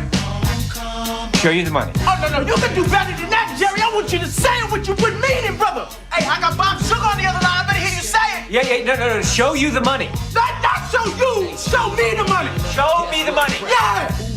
Louder. Show me the money. That's it, brother, but you got to yell at me. Show me the money. I need to feel you, Jerry. Show me the money.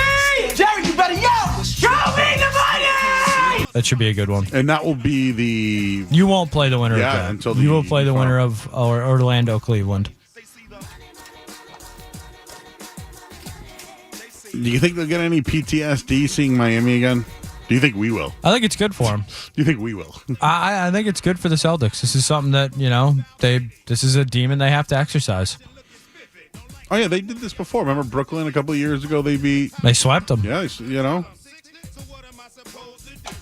So there are your betting odds. Just looking at some of the other series here, though. Orlando at plus 155 is interesting to me. Although I think Cleveland's a better team. The Clippers at plus 110. I like the Clippers over the Mavs. I do, at least. A lot of people have the Mavs in the finals. A lot of people. I saw that. Wow. Which surprises me. Because they don't play defense. If you like the Lakers, plus 250 to upset Denver. I just don't see it happening. Biggest underdog, though, Miami Heat on the board. Milwaukee Bucks, underdogs in the series. They have the Pacers as the favorite. I might look into that. That makes me, I don't know. That's crazy. Vegas has the Bucks as an underdog. Yeah, that surprises me. The Pacers had a hell of a year. They played the Celtics great, remember? I feel like we kind of stopped hearing about them, though, after the All-Star break. Yeah, but Halliburton's a good player. Remember Tatum? Oh, Tatum doesn't make big plays at the end of the game. Remember he had a big block at the end of the game there? Don't make you bring up the Tatum stats again. Did it last night. Double clutch. So I guess if you're looking for value, would you think maybe a Tatum MVP final, like a finals MVP bet, if you wanted to bet the Celtics? I don't know if you can. You don't know if it's out yet? Yeah, player props. Don't see much on that just yet. Wow. DraftKings has a lot of odds, man. This gets you in trouble too. Oh, New Orleans and Sacramento are playing right now? Yeah, New Orleans is up, I think, close to 10 points. Kind of surprises me. No Zion. New York Knicks -3 versus 76ers. Lakers are 7-point dogs. And then Sunday, triple header. Celtics open -13 versus Miami. Total 208, which in that case, Miami, after shooting 42% and scoring 112 points, going on the road on 1 day's rest, under. That's why the total has to be 208 in that case. Yeah, I tried to find the audio, but they did ask Bam right after the game, his feelings on the Celtics, and he said it's going to be it's going to be ugly basketball. It's going to be hard fought. If the Heat have a shot, they need to slow the game down. If the Celtics play at their pace, they'll blow them out. Run them out of the gym. Mazzulla ball, baby. No, for real. For all the anti-Mazzulla ball guys, you want Mazzulla ball. Miami can't keep up. They don't have the scores. All right. Show me the money, everybody. We got one final segment to go. We'll tell you what we got on tap. Next week's a big week for us. And we'll tell you everything that's happening here on 98.5 The Sports Hub regarding the playoff coverage. As we wrap up the show here on the other side, I'm Joe Murray, 98.5 The Sports Hub. You're listening to Joe Murray on 98.5. You're listening.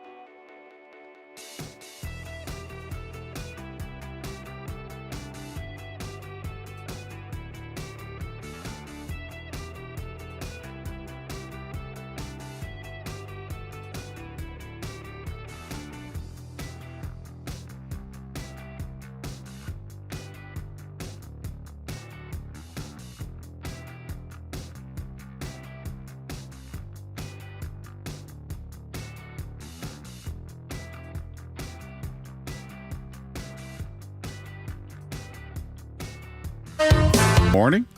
Hockey show. I believe Big Jim and Gasper are back together tomorrow. And then there'll be coverage right up until the Bruins game tomorrow night.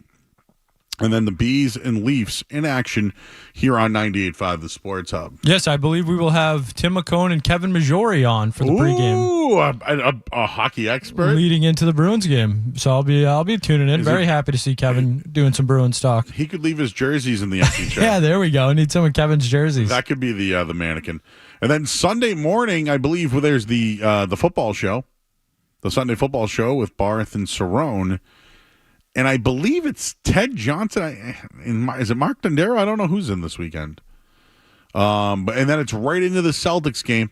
And then there is post game, I believe, that night as well. So yes, until 6 o'clock. So full coverage here of all the games. And then there'll be a game on Monday. Yep, Bruins game 2 will be Monday night. And then Tuesday we have a full show. Full show Tuesday. Awesome. We'll have a doubleheader Wednesday. Bruins and cool. Celtics. And then Thursday night, it's still up in the air, but it sounds like we may be on remote at Gillette Stadium at an establishment. The reason why we'll be out there is, well, there's a lot of people that are at the draft that we may be able to get on as guests to find out more information. Who knows? Maybe they'll even give us the pick. I don't know. The pick is in. Like, imagine if it's like, hey, Joe, you're going to get Drake May on. I might be like, hey, dude, you're a Patriot now. You feel like they're going to spend some money? I'm sure. Now you're not getting him on Thursday. No, I would keep it cool. And then, we have a full week, and then Thursday's a full show. And then there's another game on Friday.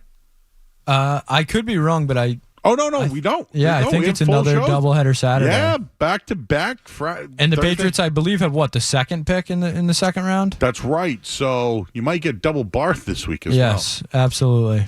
So as soon as the show starts, 7 o'clock Friday night, they'll have the second pick, and we'll be here ready to roll. I'm looking forward to it. We got you covered here, everybody. We've been waiting.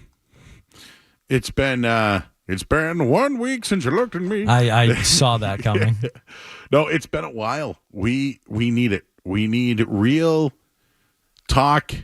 We can't just do this. Well, I think they should draft Marvin Harrison or Spencer Rattler. The Rattler. It's like, this Bo Nix. I really like it. It's like, Joe, before we go, would you like to hear the swearing question? We got to pay this off. So this was from earlier this week. It's not the same. I've been to Rail Trail. All right, kid. No slander. We did slow it down the other night. I think it's been confirmed. What about? Well, we don't have to play the fart. Oh, Mr. Balky? That went viral. That was everywhere. The Balky. I mean, he was guilty. Wicked guilty. When you say "excuse me," that's how you know. Every once in a while, when I talk, a burp might slip out, and I'll go, "Excuse me." But a burp and a fart. Never trust either one of them. How about that?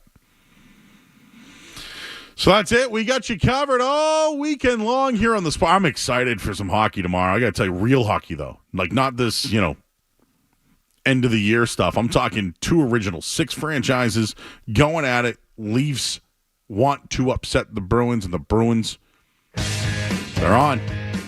Patriots are on the clock. Celtics just ramped up. I wonder if Joe Mazzulla is doing jiu-jitsu right now. For James Scaramazino, Skaz,